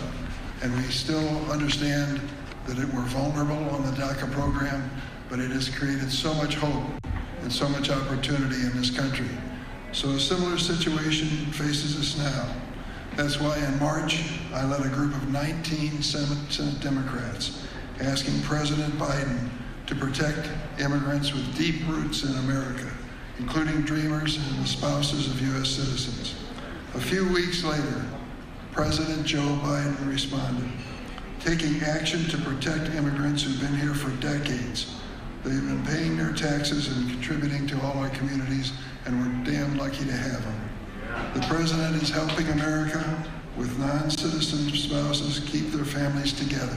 Aren't we supposed to be dedicated to that possibility that families need to be strengthened and keep together? We allow them to apply for lawful permanent residence, a status that they are already eligible for without leaving the country, which is a critical element for many of these young people. What it boils down to is President Joe Biden is doing all he can within his power as the chief executive of the United States to give these people fairness and a chance. He's also allowing dreamers and other immigrants who've earned a degree from the American college and received a job offer from a U.S. employer related to their field to more quickly receive work visas. This is critical. We should be proud of the fact that this nation of immigrants invites people to bring their talents to the United States. There are 2 very stark choices for the American people in November when it comes to the issue of immigration. We have one candidate who said openly that immigrants are murderers, rapists, mentally ill people, poisoning the blood of America, and that there will be massive deportations if he's elected. We have another candidate who is going to try to find ways to reasonably regulate immigration so it can continue to build the strength of America that we've seen for decades and for generations, and to make certain that we are fair with people who are here. I think the choice is clear, and I want to commend Joe Biden. Last night he gave a little speech just a few blocks away from here and talked about his agenda for the next 5 months. I've spoken to him personally about it, and I know he is intensely proud of what we have achieved and believes we can do even more. Let's work together to have Joe Biden in his closing days make us a stronger nation with the immigrants who are here and make a difference in our future. Thank you. All right, you're just listening in there, the senator from Illinois, Dick Durbin, discussing the latest in terms of DACA, in terms of immigration, as well, talking about Biden's executive actions. I'm Andy Mack here on the desk. Thank you so much for joining us just about 5 o'clock Central Time as we're discussing the latest with the Democratic National Convention. And of course, that does not mean that Trump and Vance are not on the campaign trail. They are very much so, as the DNC set to go for night number 2 as the former President Donald Trump and his running mate, Senator JD Vance, are returning to the campaign trail in a couple key Midwest battleground states. This is the Democratic National Convention underway in Chicago. Let's be joined right now by Fox's Oliviana Calmes in Kenosha, Wisconsin. We did see JD Vance there in that state earlier on. Maybe what's the focus for that ticket, the GOP ticket, as we're watching the DNC from Chicago as well? battleground states like Wisconsin continue to prove themselves to be key in November. And Kamala Harris made an appearance last night at the DNC, speaking before President Biden. Now today, GOP ticket is splitting up to campaign Donald Trump heading to Michigan and Vice Presidential nominee JD Vance coming to Wisconsin for the third week in a row, showing just how important this state is. The Trump-Vance campaign message today is make America safe again. Now, Monday was about wealth in America. The rest of the week will be about making America strong, secure, and lastly, make America great again on Friday. Vance spoke here in Kenosha about crime, saying a Trump administration will end sanctuary cities, deport illegal immigrants, and implement the death penalty for drug dealers. This week, a Harris campaign spokesperson said the vice president has a strong safety record and, quote, has never been scared to take on crime to keep communities safe. Vance, though, criticizing the DNC's decision to hold their convention in Chicago, saying it's unsafe because of Democratic leadership. It's almost a joke to me that they held it in Chicago, which has become the murder capital of the United States of America, thanks to very failed Democrat leadership. That is something that we would not accept in a third world country, much less in one of our beautiful, great American cities like Chicago. A recent poll of Wisconsin voters show Kamala Harris leading Trump by 4 points within the margin of error.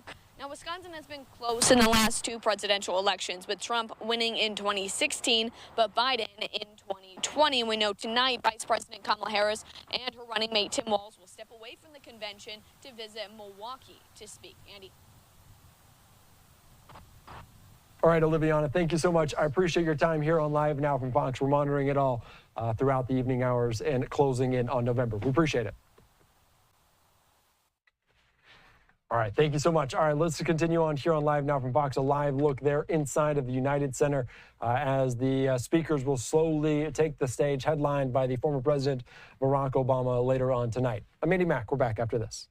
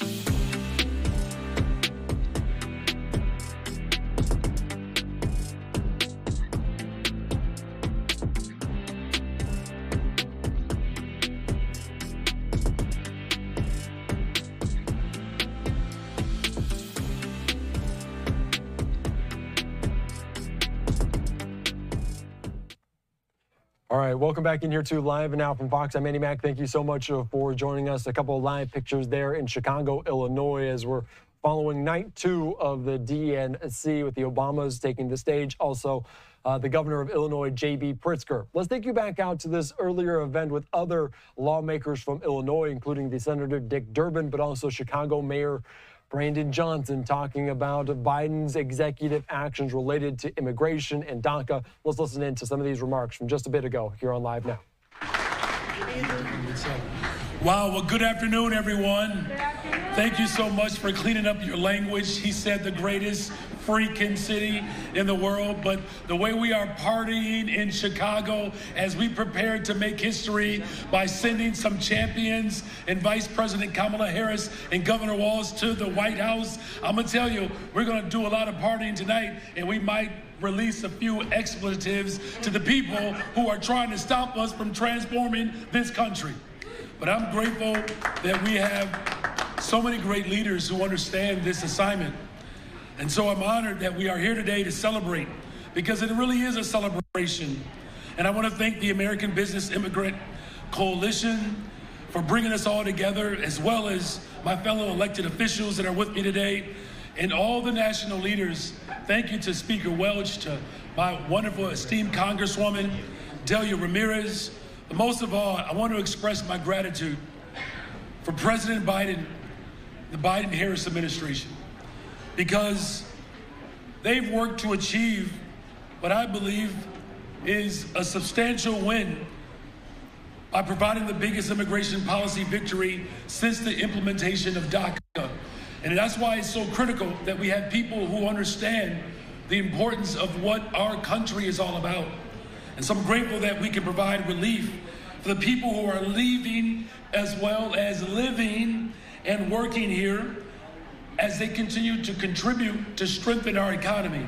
Because what oftentimes doesn't get articulated is how the immigrant community, our new arrivals, are part of the transformation of our economy. These are individuals who are contributing to the soul of Chicago and to who we are as a nation.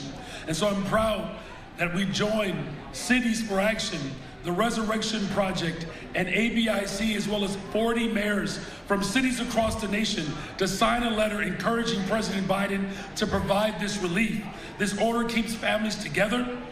It ensures that this great nation leans in with its compassion and remains committed to being a welcoming space for people across the globe. Look, in closing, I thank everyone here truly for your leadership. You know, the city of Chicago was a love story. It was a black immigrant, a black Haitian immigrant, who fell in love with a Potawatomi woman. And they set up a trading post at the bank of the river because they saw that their love could transform the world, where the city of Chicago would be at the center of the world. And this is a city where electricity came to life. This is the city where the Model T was built. This is the city, of course, where Carnegie Steel transformed our economy through steel. This is the city that's going to continue to make history. And we get to do it through a love story in the greatest freaking city in the world, the city of Chicago. Yeah. God bless you all. Thank you.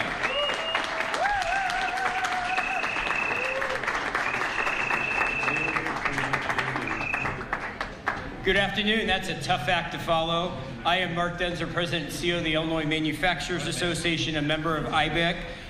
We also push for this executive order because manufacturers need workers. There are 500,000 open manufacturing jobs today, and I'm thrilled to introduce our next speaker, special guest Congressman Tom Swazi from New York, who's the chair of the Border Security Caucus and was key to bringing Republicans, moderate Democrats to support this policy. So welcome to Chicago, Congressman. Thank you, my man. Thank you. Good afternoon. Buenas tardes. So I want to start by thanking everybody who's worked so hard for so many years to bring us to this point today. We still have more to do, but let's enjoy this moment of a great accomplishment with ABEC, all the different partners we've worked with for so many years, all the elected officials. This is a great victory. So first, give yourselves a round of applause. Say thank you to all your great work. So I was the young mayor. I'm from New York. I'm a congressman from New York. I flipped the seat from red to blue back in February.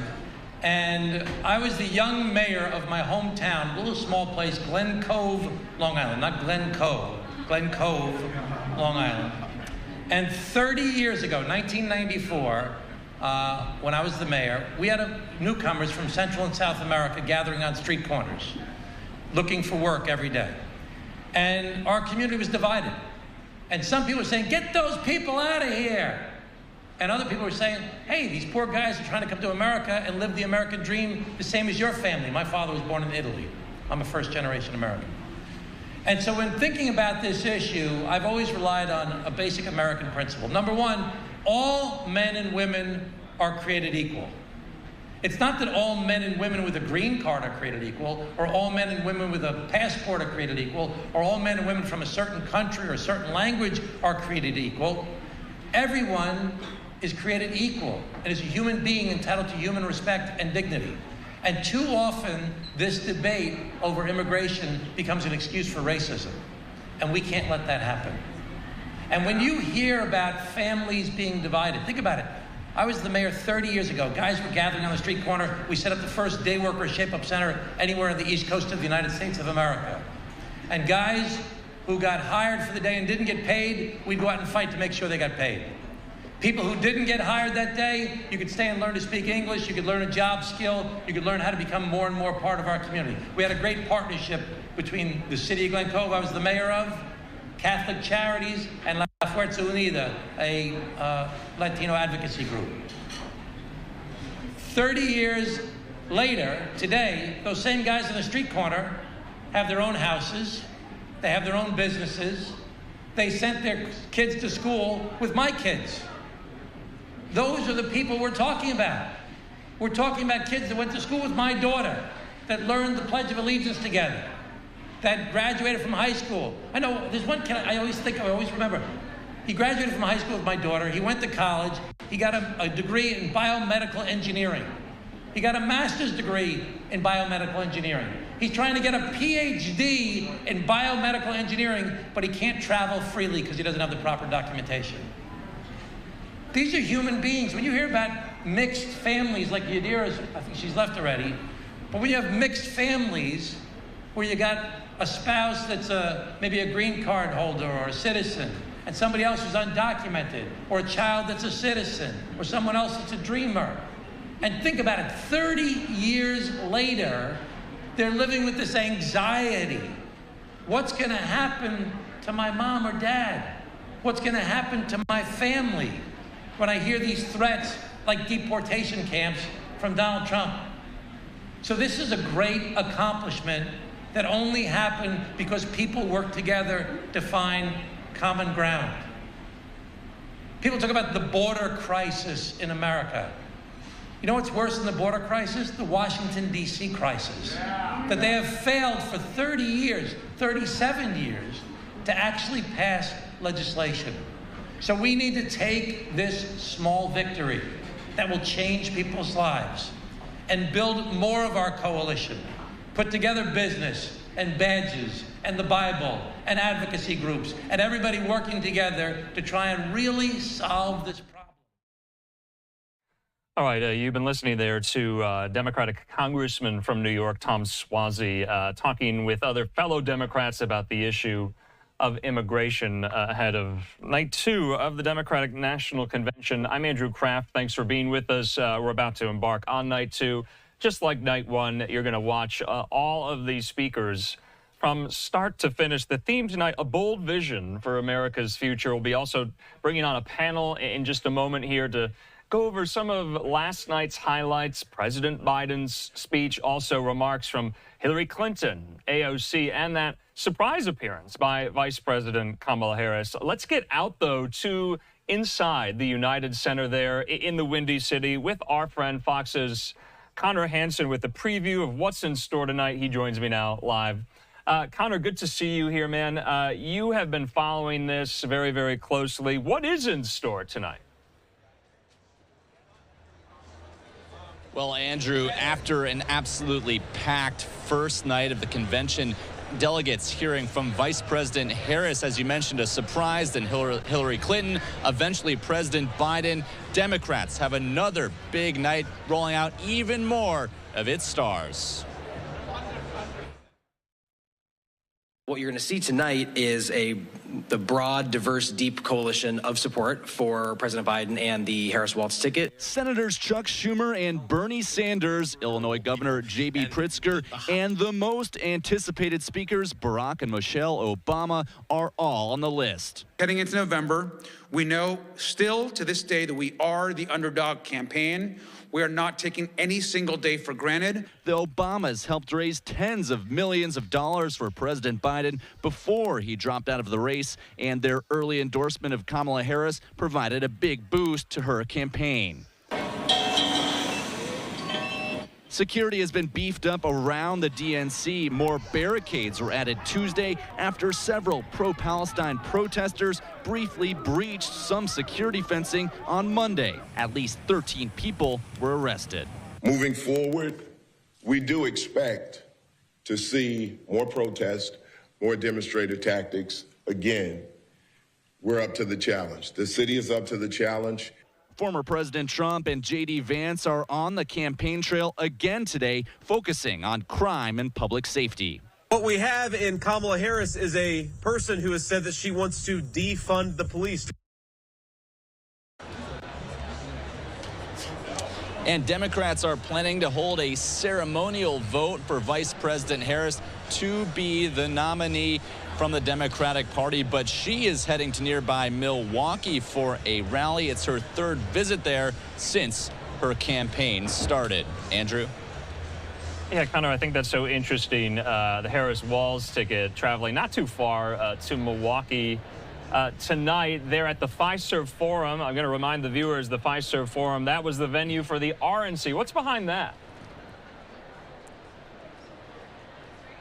Well, I think that just goes to show how important the Democrats see Wisconsin as part of this blue wall, these states they really, really want to win. So even though we're expecting to see a lot of Vice President Harris throughout the week, and I think we will, like we saw that surprise speech last night, she is even fitting time in that schedule to travel to nearby places. And as you'll remember, that's a huge arena where the Republicans held their convention. So it could be just another high energy sideshow to an already busy week. Yeah, and Connor, just lastly, too, we were all over this last night from start to finish, but we were hearing, especially online, the program was running long, so much so that President Biden was slipping out of primetime last night. Did you feel it in the arena last night that this was going really late? It did feel that way, and maybe to viewers watching on TV, it probably seemed even later, but this was a completely packed United Center, and it was extremely high energy for that last set of speakers. Really, we saw a huge applause for people like Hillary Clinton and President Biden. It took him a while to even start his speech because the crowd was chanting and chanting things like "We love Joe" and almost not letting him start for a while. And then he spoke for almost an hour, so people not getting out of here till pretty late last night. We did hear it sounds like the Democratic Party wants to tighten things up a little bit for tonight, but looking at the list of speakers, it has the potential to be another late one before we even see the headliners, the Obamas, speaking tonight. All right, Connor Hansen there live for us in Chicago. Connor, thanks so much. We'll talk soon. Thanks, Andrew.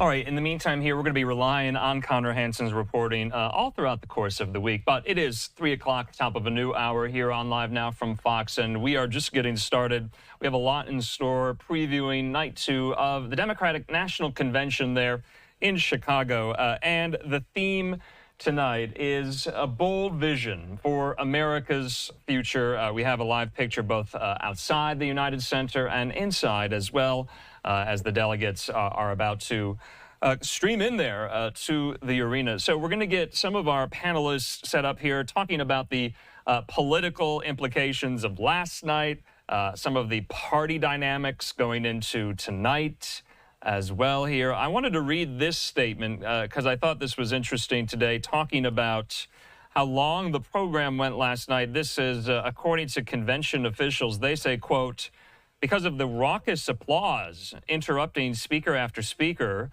we ultimately skipped elements of our program to ensure we could get to President Biden as quickly as possible so that he could speak directly to the American people. We are proud of the electric atmosphere in our convention hall and proud that our convention is showcasing the broad and diverse coalition behind the Harris-Walz ticket throughout the week, on and off the stage." So they're citing the many moments of raucous applause, which kind of extended the program last night as well. So we'll also be relying on Fox 32 Chicago, also some of our friends who are there from the Fox O&O affiliates who are covering this from start to finish as well.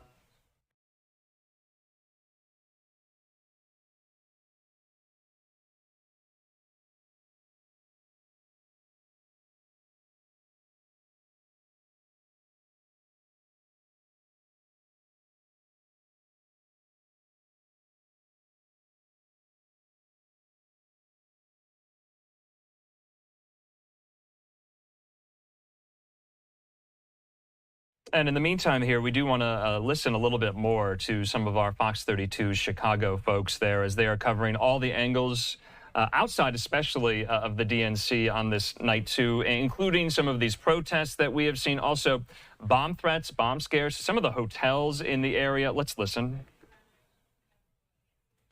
Great numbers patrolling Michigan Avenue just to make sure that everyone remains safe. Of course, we'll keep our eyes on it. We'll bring you updates and any new developments on air and online. As always, here downtown, Nate Rogers, Fox 32 Chicago. All right, Nate Rogers, thank you for that. And so far, the threats have not caused a disruption inside the United Center. Let's head out to Sylvia Perez on the floor. Hey, Sylvia. Hi, Terrence. Hi, Scott. Okay, we are right here on the floor. It is loud. It hasn't even started yet. The fun starts at 5:30. But right now you're looking at the convention podium. We have seen Patti LaBelle today practicing. We have seen Common practicing. You just saw me speaking earlier with attorney Gloria Allred. This is a star-studded event. I wanted to be able to kind of walk around with you, but there's just too many people we can't get around. But let me at least show you. We are at the Illinois delegation right now. And then if we're going to pan over to the left here, you can see North Dakota, Vermont, Alaska, Massachusetts, and also going around, if you look a little higher there, you see some of the suites where some of the networks have set up their situation. And I have to tell you, those are incredible what they have done over there. You can't see our Fox network right now because we are on the other side, but everybody is getting ready for a good time. So every delegate, when they sit down tonight, they're going to find a few things on their seats. One of them is this, first of all, when we vote, we win. The other side says Illinois for Harris Walz. And then each delegate, let me give you that, has a T-shirt, at least from Illinois, that stands for DPI, which is Democratic Party Illinois, and then it says SHI. And they've also put these really fun kind of concert lights on the seats so that they can all, you're going to see this tonight, I'm sure. They're all going to be asked to get these started. I won't turn this on because this doesn't belong to me.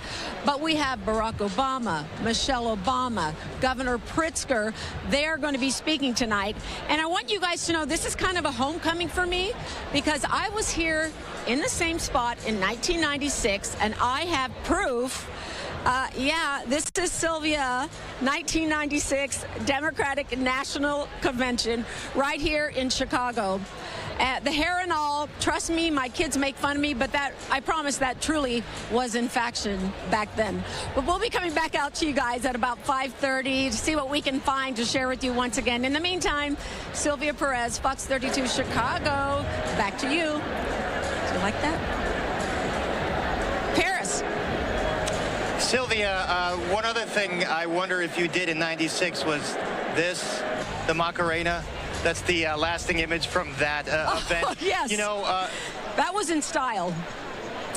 That was in style back then, so I wonder what the dance is going to be this time. Maybe the percolator, that dance that folks love to do here in Chicago. Well, the other thing to know about tonight is they promise here at the DNC that the speeches are going to be shorter and on time. They acknowledge that things ran over an hour late last night. Former President Biden didn't get on until well into the 10 o'clock hour. So if you consider East Coast time, that's in the 11 o'clock hour. That's way past the prime time window that they like to have their marquee speakers. The DNC blamed crowd noise. They blamed the long applauses for this, but also they acknowledge some speeches just went long, and they have given orders to some of their speakers tonight make it a little shorter. Tighten it up. It's not about you as an individual. It's about the Harris-Walz ticket. It's about the Democratic Party. And they want that marquee speaker, which tonight will be Michelle and Barack Obama, to be in prime time to put their best foot forward. Obviously, with Barack and Michelle Obama, this will be extra special because this speech is going to happen just miles from where they lived and raised their family in Kenwood and miles from where Michelle Obama grew up in South Shore. So expect big-time nods to Chicago out of the former president. And then Governor Pritzker, he will have a prime-time speaking role. Pritzker was instrumental in bringing the convention here to Chicago. He told me that every time he saw President Biden, he would nudge him and say, so we're bringing the convention to Chicago, right? Right? And Biden just had to laugh. At the end, I think they wore the Democratic Party officials down, and this is the result of that. A convention that has been packed and boisterous so far, and we haven't even begun night two, and that will begin just under an hour from now. Again, Governor Pritzker taking the stage, Barack and Michelle Obama, as well as Vermont Senator Bernie Sanders, who also knows how to rile up a crowd. We'll have more at the bottom of the hour, but now we toss it back to you. Paris, thank you. We've talked about how safe it is inside the UC, increased security outside today after a group of protesters breached the fencing yesterday. There is a second layer today and a second story. Crews also adding additional anchors and locks to keep that fencing in place. Chicago Police Superintendent Larry Snelling says yesterday's crowd had about 3,500 people, and the vast majority of them were peaceful. But about 10 people were arrested after breaching the fence. This brings the total number of people taken into custody since Sunday to 13. There are additional protests planned for today, including a rally with Chicago firefighters just blocks from the UC. That is where our Casey Cronus is. Casey, they started picketing a couple hours ago. What's the latest there now? Hey, Terrence and Scott, that's right. They are still picketing here on the corner of Ogden and Madison. And actually, in just a second here, if it times out, you will see some firefighters and paramedics that have hopped on an old fire engine. I'm told it dates back from the 60s. You know, they aren't marching because they were told they can't get any closer. So instead, they're hopping on an old fire engine, and they are going to make their rounds. We'll try to get you a shot of that here in just a moment, but it is a red light, so they are stuck. However, the firefighters and paramedics, they are fighting for a new contract. They say it has been 3 years since they have been in this battle with the city, and they tell us many of their needs are not being met, including the need for more ambulances and increased staffing. The Chicago Firefighters Union Local 2 President Pat Cleary says they actually applied to march much closer to the United Center, but tells us those requests were denied. Instead, he rented a parking lot for the duration of the DNC to make their voices heard. He also shares what happened last night when he arrived at the United Center to attend part of the convention, even with a credential. I was invited to the convention. The International Association of Firefighters was here protesting with us. They gave me a pass, a hall pass to go to the reception. I'm credentialed. So I went home, I showered, went to the convention after we were protesting here. When I went in, they scanned my credentials, and they said, I've been red flagged, you cannot attend, and they confiscated my credentials. So here we are, pro-labor mayor, pro-labor town, pro-labor convention, and they won't let in a labor leader. We reached out to the police department, to the mayor's office, and to the team that is handling media requests during the DNC to ask about that and how it was that he was red flagged last night. We have not yet heard back. We'll be monitoring this rally and protest here at Ogden and Madison. Stay with us. Back to you. All right, we thank Fox 32 there in Chicago, our friends Nate Rogers, Casey Cronus, Paris Schutz doing such great reporting down on the ground, gearing up for night 2 of the Democratic National Convention. I'm Andrew Kraft. I want to bring in still more of these analysts and experts and our friends, including former Biden campaign advisor, that of course is Rhett Buttle. He joins me. Rhett, good to see you here. Happy night 2 of the DNC. You know, so much was made last night, Rhett, about the timing of the program, of the ceremony, and how it did drag on past prime time. President Biden didn't wrap up his speech until almost 12:30 a.m. Eastern time. And I wanted to get your thoughts here. For such a momentous night as this was for President Biden, now that he is off the ticket and he only has, what, 5 or 6 months left in the Oval Office here, did President Biden get his due last night, or was he shortchanged by the long, drawn-out duration of the ceremony last night? What are people saying there in Chicago? Awesome. Well, first of all, always good to see you, Andrew. And two, yes, we're headed into day 2 with excitement, energy, momentum. Look, I was in the convention hall last night. I was standing on the floor. There was just so much energy.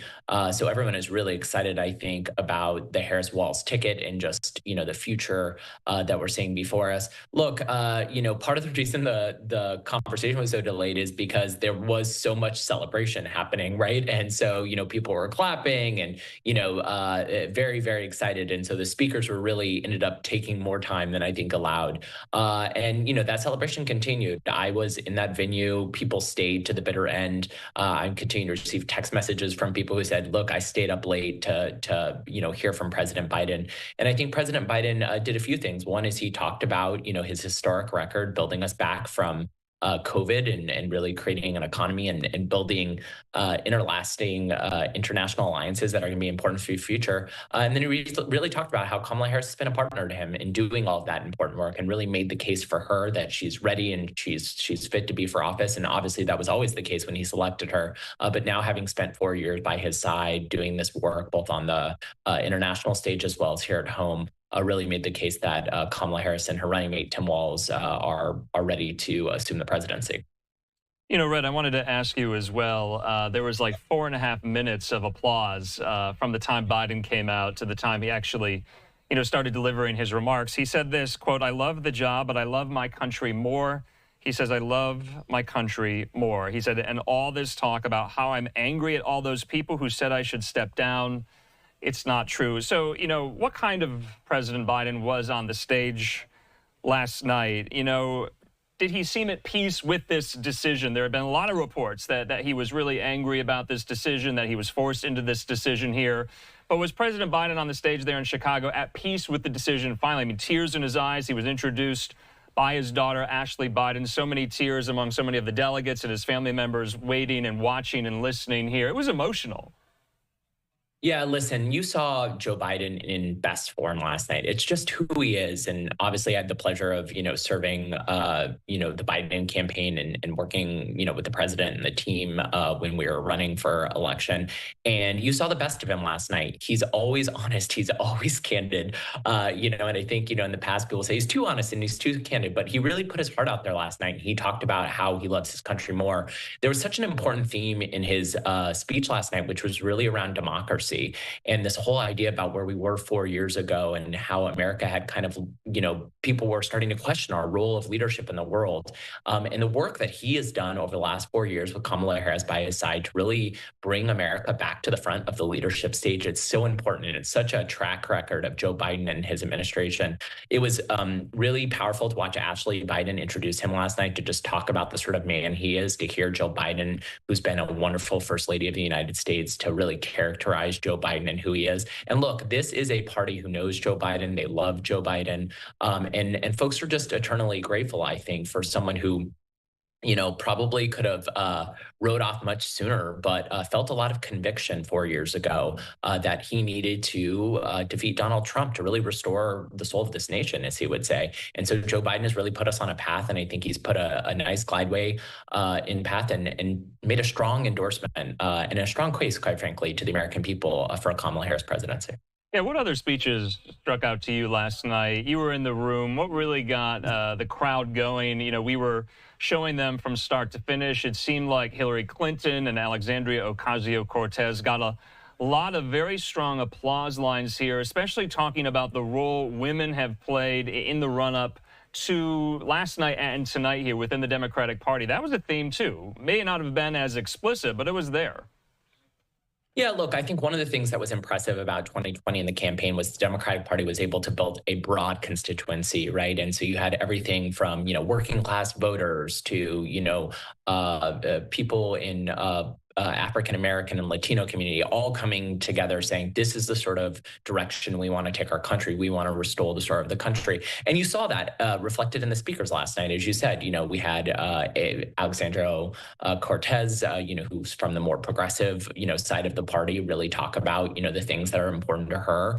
But we also heard from, folks like Hillary Clinton. And there's just so much respect, I think, for someone like Hillary Clinton, the party. In addition to working on the Biden campaign, I also had the pleasure of serving as the director of business engagement on the Hillary Clinton campaign. These are people who have committed their lives to public service. They've been focused on really sort of moving this country forward. And so, it was nice to have that narrative last night. And I think a real amazing moment for Hillary Clinton, who just broke so many glass ceilings, being our first woman nominee and coming so close in 2016 to becoming president of the United States, for her to be there in that moment and really talk about what this means for women, especially when we're at such a critical moment in our country where we're talking about issues around reproductive freedom and the choices that we'll make. And really, that's what's at stake in this election, right? It's a conversation about freedom. We have a decision to make about whether we want to go backwards to a failed economy and being locked up, in our homes during COVID, or do we want to look forward and build on the progress and choose Kamala Harris and Tim Walz to sort of continue to build on the progress that we've made over 4 years. Speaking of AOC, Red, we also know Senator Bernie Sanders is going to have a speaking slot tonight as well. And I was there in 2016 in Philadelphia. The Bernie Sanders wing, the squad, so to speak, well, it wasn't the squad back then, but it was nascent and it was coming. They weren't very welcome at the Democratic National Convention. How much has the party changed since then? And if it has, is that indicative of some type of leftward shift within the party that AOC spoke last night to rapturous applause? Bernie Sanders speaking tonight as well. Where has the party gone on that question, their progressive flank? Look, I think this is a Big Tent party. I mean, all parties should try to be inclusive and, have a wide variety of perspectives. And I think you see that replicated. The American people come from every walk of life. They have all sorts of viewpoints, all sorts of faiths and backgrounds and different income levels. And all of that needs to be represented if you are going to build, A, party that's reflective of America, and B, quite frankly, a winning coalition to win the White House. And so, the progressive ideals that exist within the Democratic Party, which are one piece of the party. We will hear from those folks. There will be energy. Some of the delegates will come from that side of the party, right? And they'll be excited to hear from those people. You're also going to hear from people who come from maybe more, center Democratic ideology, right? Okay. And so, the party made a ton of inroads with business lately, for example. And so I think you're really seeing broad swaths of the Democratic constituency, everything from the progressive left all the way to reaching over to Republicans for Harris, which is gaining tons of momentum. Rhett, just lastly, we know the keynote speakers of the night are Barack and Michelle Obama. What is their relationship like with Vice President Harris? We know Obama was one of these lone holdouts, for whatever reason, to throw his backing behind Harris when she became the nominee in the days after Biden withdrew. Can you give us a sense? Is their relationship close, distant, ambiguous here? What do you think they're going to say tonight? Well, look, I had the pleasure of serving in the Obama administration, and, Barack Obama and Michelle Obama are well respected in the Democratic Party, as well as with many of the constituencies we've been talking about tonight. But I think the president takes his position as former president, former head of the party very seriously. And so, my suspicion is that, he was holding out until he thought the moment was right, and he wanted to let sort of the chips fall in place. And, I know that they've had a long relationship with Kamala Harris since she was the Attorney General of California, and think very highly of her. And tonight, I think we're going to see them make a full-throated case for why Kamala Harris is the best person to assume the presidency after Joe Biden and continue to build off the economic progress that we've made over the last 4 years. All right, Rhett Butler, we're going to have to leave it at that. Can't thank you enough for your insight into all of these party dynamics. It's shaping up to be quite the historic night. Thanks, Rhett. Always great to see you, Andrew. All right, in the meantime here, we're going to keep it moving as well. We have this live picture inside of the United Center. Delegates are making their way inside the arena as well. We're going to go inside the arena. We're going to be speaking with some of our Fox 9 Minneapolis folks, including our friend reporter Corin Hoggard. He joins me with a look at who some of these delegates, young and old alike. Corin, good to see you here. I know you've been down on the ground there in Chicago. Who have you spoken with, and what have they told you? Andrew, we're mostly talking to Minnesota delegates because obviously we're a station from the Twin Cities, although we're talking to people from all over the place. And what we have learned is that Minnesota has the two youngest delegates at this entire convention. They're two 17-year-olds. They won't be old enough to vote until just before Election Day. They're both rising high school seniors, and they're both here with their fathers who are in the politics game in Minnesota, but they are here trying to represent a new generation. On the floor of the Democratic National Convention, Fergus Falls High School's Beatrice Shire stood proud for her lieutenant governor and for her beliefs. I believe in equal rights. I believe in women's rights. I believe in reproductive rights. Fergus Falls Democrats jokingly hesitated to send the 17-year-old because the last time they sent a teen to the convention, it was Jordan Rasmussen, now a Republican state senator. But youth is served in 2024, and the two youngest delegates to this convention are from Minnesota. Both Shirer and the slightly younger Isaac Winkler say enthusiasm jumped for them and their peers when President Joe Biden moved aside and Vice President Kamala Harris won the nomination. And when I heard that Biden stepped down and Harris was the next nominee, I was thrilled, and I'm super excited. I feel that she's really representing the youngest generation of voters. Winkler takes pride in sharing his insights with the likes of Arizona Senator Mark Kelly, and the Hopkins High senior is ready to share his experience with young people back home. I'm 17. I can't even vote in the primary yet, but you can do something. No matter, you know, where you are or how old you are, you can make a difference. There is one part of their stories that I can actually relate to. They had to get a new wardrobe before they came out here to represent their state in the delegation here at the convention. And in Isaac's case, he has just one suit, and he hasn't quite decided yet which night he's going to wear it, although tomorrow night seems to be the favorite because that's when our governor will accept the nomination as vice presidential candidate. Andrew?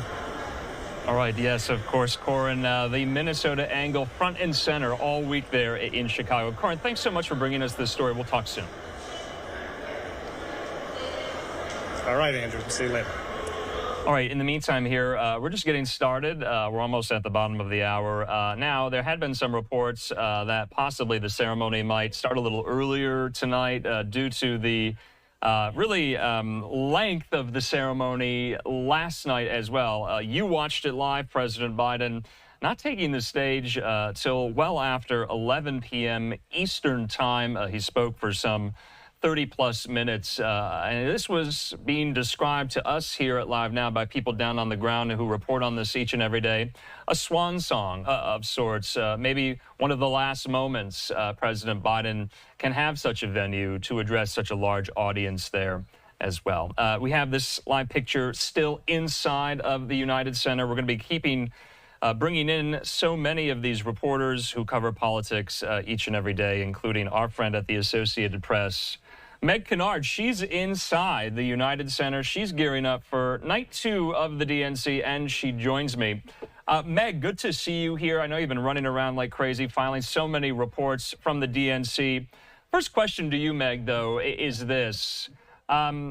Did convention officials have to moderate the program schedule tonight because it went so long last night? What is some of the feedback that you're getting from delegates, convention officials, reporters like yourself, maybe even American viewers of the DNC, that they had to stay up pretty late last night to catch Biden? Hey, Andrew, it's really good to be back with you. It was a late night last night, not just for me, but for anyone watching at home, and definitely for these delegates behind me. Some of them did start to leave before President Biden was even done. We did hear from convention organizers that they do plan to, if not truncate tonight's events, at least start them a little bit earlier.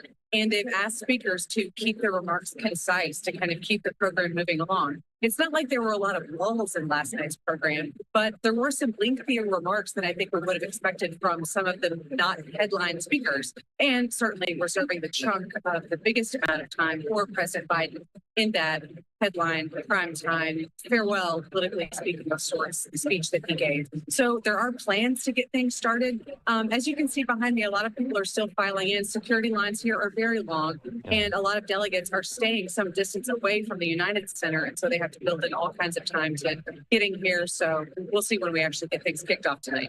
Yeah, you know, Meg, something that surprised all of us here in the LiveNOW newsroom last night was Vice President Kamala Harris making that surprise appearance kind of in the middle of the program last night, kind of welcoming the delegates for the primetime portion of the ceremony here.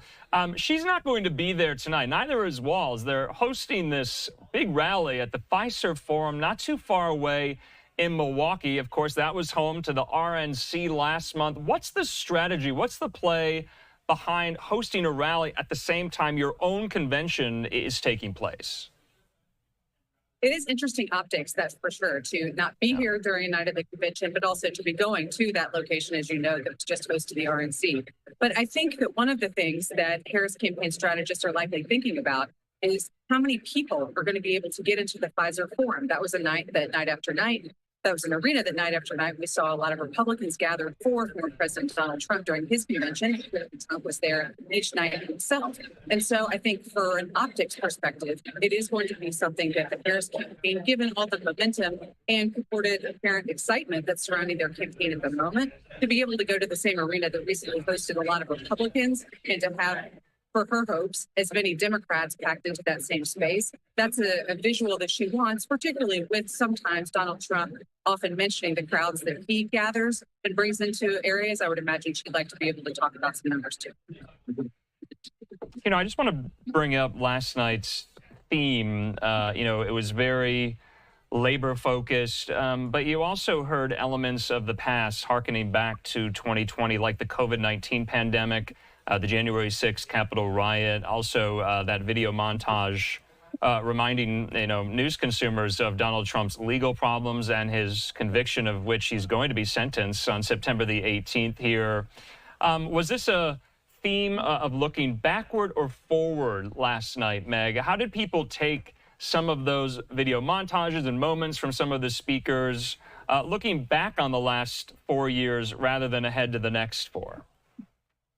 From the folks that I talked to, they kind of saw last night's events as that moment of passing the torch from President Joe Biden onto Kamala Harris and Tim Walz for the Democrats' ticket. And so there were moments to mark some accomplishments from the Biden-Harris administration, to talk about, in their words, how they brought the nation out of that COVID-19 pandemic, and have, to their arguments as well, been able to have success in some other sort of areas policy-wise during this time in the White House. But tonight, from what I'm hearing from organizers as well as delegates, what they are expecting to see is now that next stage of the argument. Where does the Democratic Party go from here, with Kamala Harris as its titular head and with Tim Walz there by her side as her running mate? Obviously, we are going to be hearing from another former president tonight, from Barack Obama. And so that is a little bit of a throwback to the past, but he's also somebody who has maintained significant amount of influence within the Democratic Party. And I would imagine that he will be talking about some of Biden's accomplishments in office, but also taking that spin forward to what he sees Kamala Harris could achieve were she to be elected to the White House. You know, Meg, we have our vantage point over the stage there. I'm just kind of curious, have you run into anyone there at the convention, maybe people, maybe delegates who are bitter about what happened with Biden, who may not be so ebullient about their support for a Harris-Walz ticket, or is it all paths forward for Harris and Walz here? I apologize. The music behind me is picking up. I hope you can hear me okay. Yeah, we can hear you. I haven't heard. Okay, good. I haven't heard specifically from Democrats who know there's disappointment in how this has gone. I think there is still some uncertainty among a lot of the delegates here as to exactly what this is going to feel like with some of that new patina, that new excitement of bringing in this new ticket literally into this campaign, and it's closing 77 days now. I think when some of that kind of newness wears off, I think there are some concerns about exactly substantively how the Democrats will move forward through this general election. I will note that in the area where I was last night, down on the floor, for the back of the Minnesota delegates, clearly that's the home state of Minnesota Governor Tim Walz, or at least his adopted home state. I did see some delegates who at some point during Biden's remarks turned their back to the president as he was speaking in protest of Israel's occupation. We have seen those protests outside the arena. Those were silent protests that I saw there before. But just to give you an indication of some of the thoughts and feelings that are out there among some delegates who might not be all in, so to speak, for exactly what's happening here at this convention. Yeah, and Meg, just lastly, this is not convention related, and we do have some noise emanating from the convention. Of course, it's going to get loud very, very soon here. Meg, if you can hear me, though, about the debates and the dates here, it seemed like the Harris-Walz campaign, they're rejecting that invitation for a second debate between Trump and Harris here. What do we know about that? Trump posted about this on Truth Social today. What we have always been told from the Harris campaign is once they get through that first debate, that September 10th debate, then they will take into consideration exactly if they will be meeting for a second time on a debate stage. So that had always been kind of a calculus for by the Democrats, at least thus far. Again, as I've always said, when we talk about debates in this campaign, we kind of just wait until they really happen to feel certain that we are going to be seeing some of these face-offs happen. But at least at this stage, it feels like we are going to get that one debate and that one vice presidential debate. Don't forget that last week, the Harris-Walz campaign did say that there had been disagreement on their side of things. 3 debates. So that was that first presidential debate, and then the one that's set between Harris and Trump in September, and then the vice presidential debate. So for them, at least at this point, those are the 3 that they're talking about that they have. All right, Meg Kennard with the Associated Press. Meg, looks like the ceremony is getting underway. We'll check in soon. Thanks so much for your reporting, your insight. Thank you. Always good to see you. All right. In the meantime here, the program has started on night 2. From here on out, we'll be showing you from start to finish all of these speakers on night 2. And there are some big names, some of these big Democratic heavyweights there taking the stage in Chicago throughout the course of the night. Let's listen. Possible, and so must we. May we be guided by hope, joy, and a fierce moral imagination. Amen.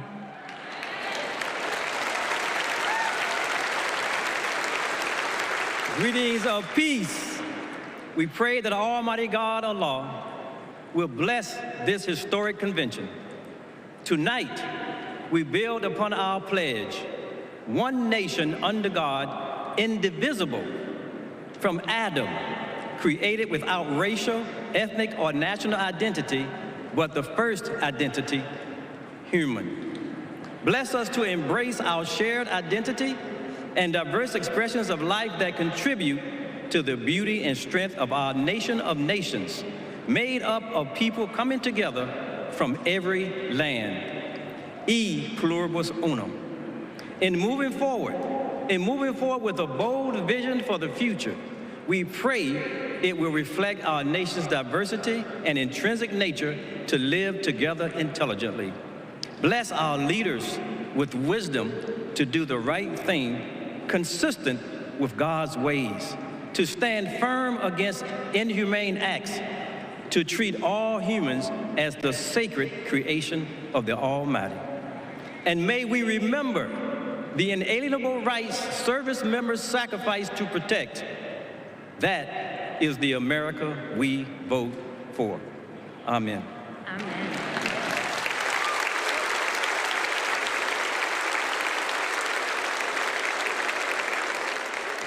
Please welcome Joshua Davis from Virginia to lead us in the Pledge of Allegiance.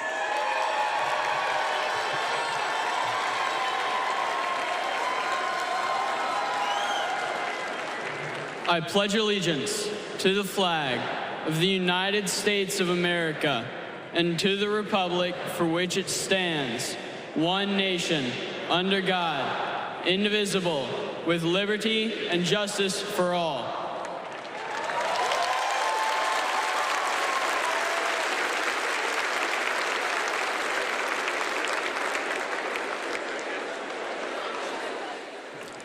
Please welcome Aristotle Garcia Byrne to sing our national anthem.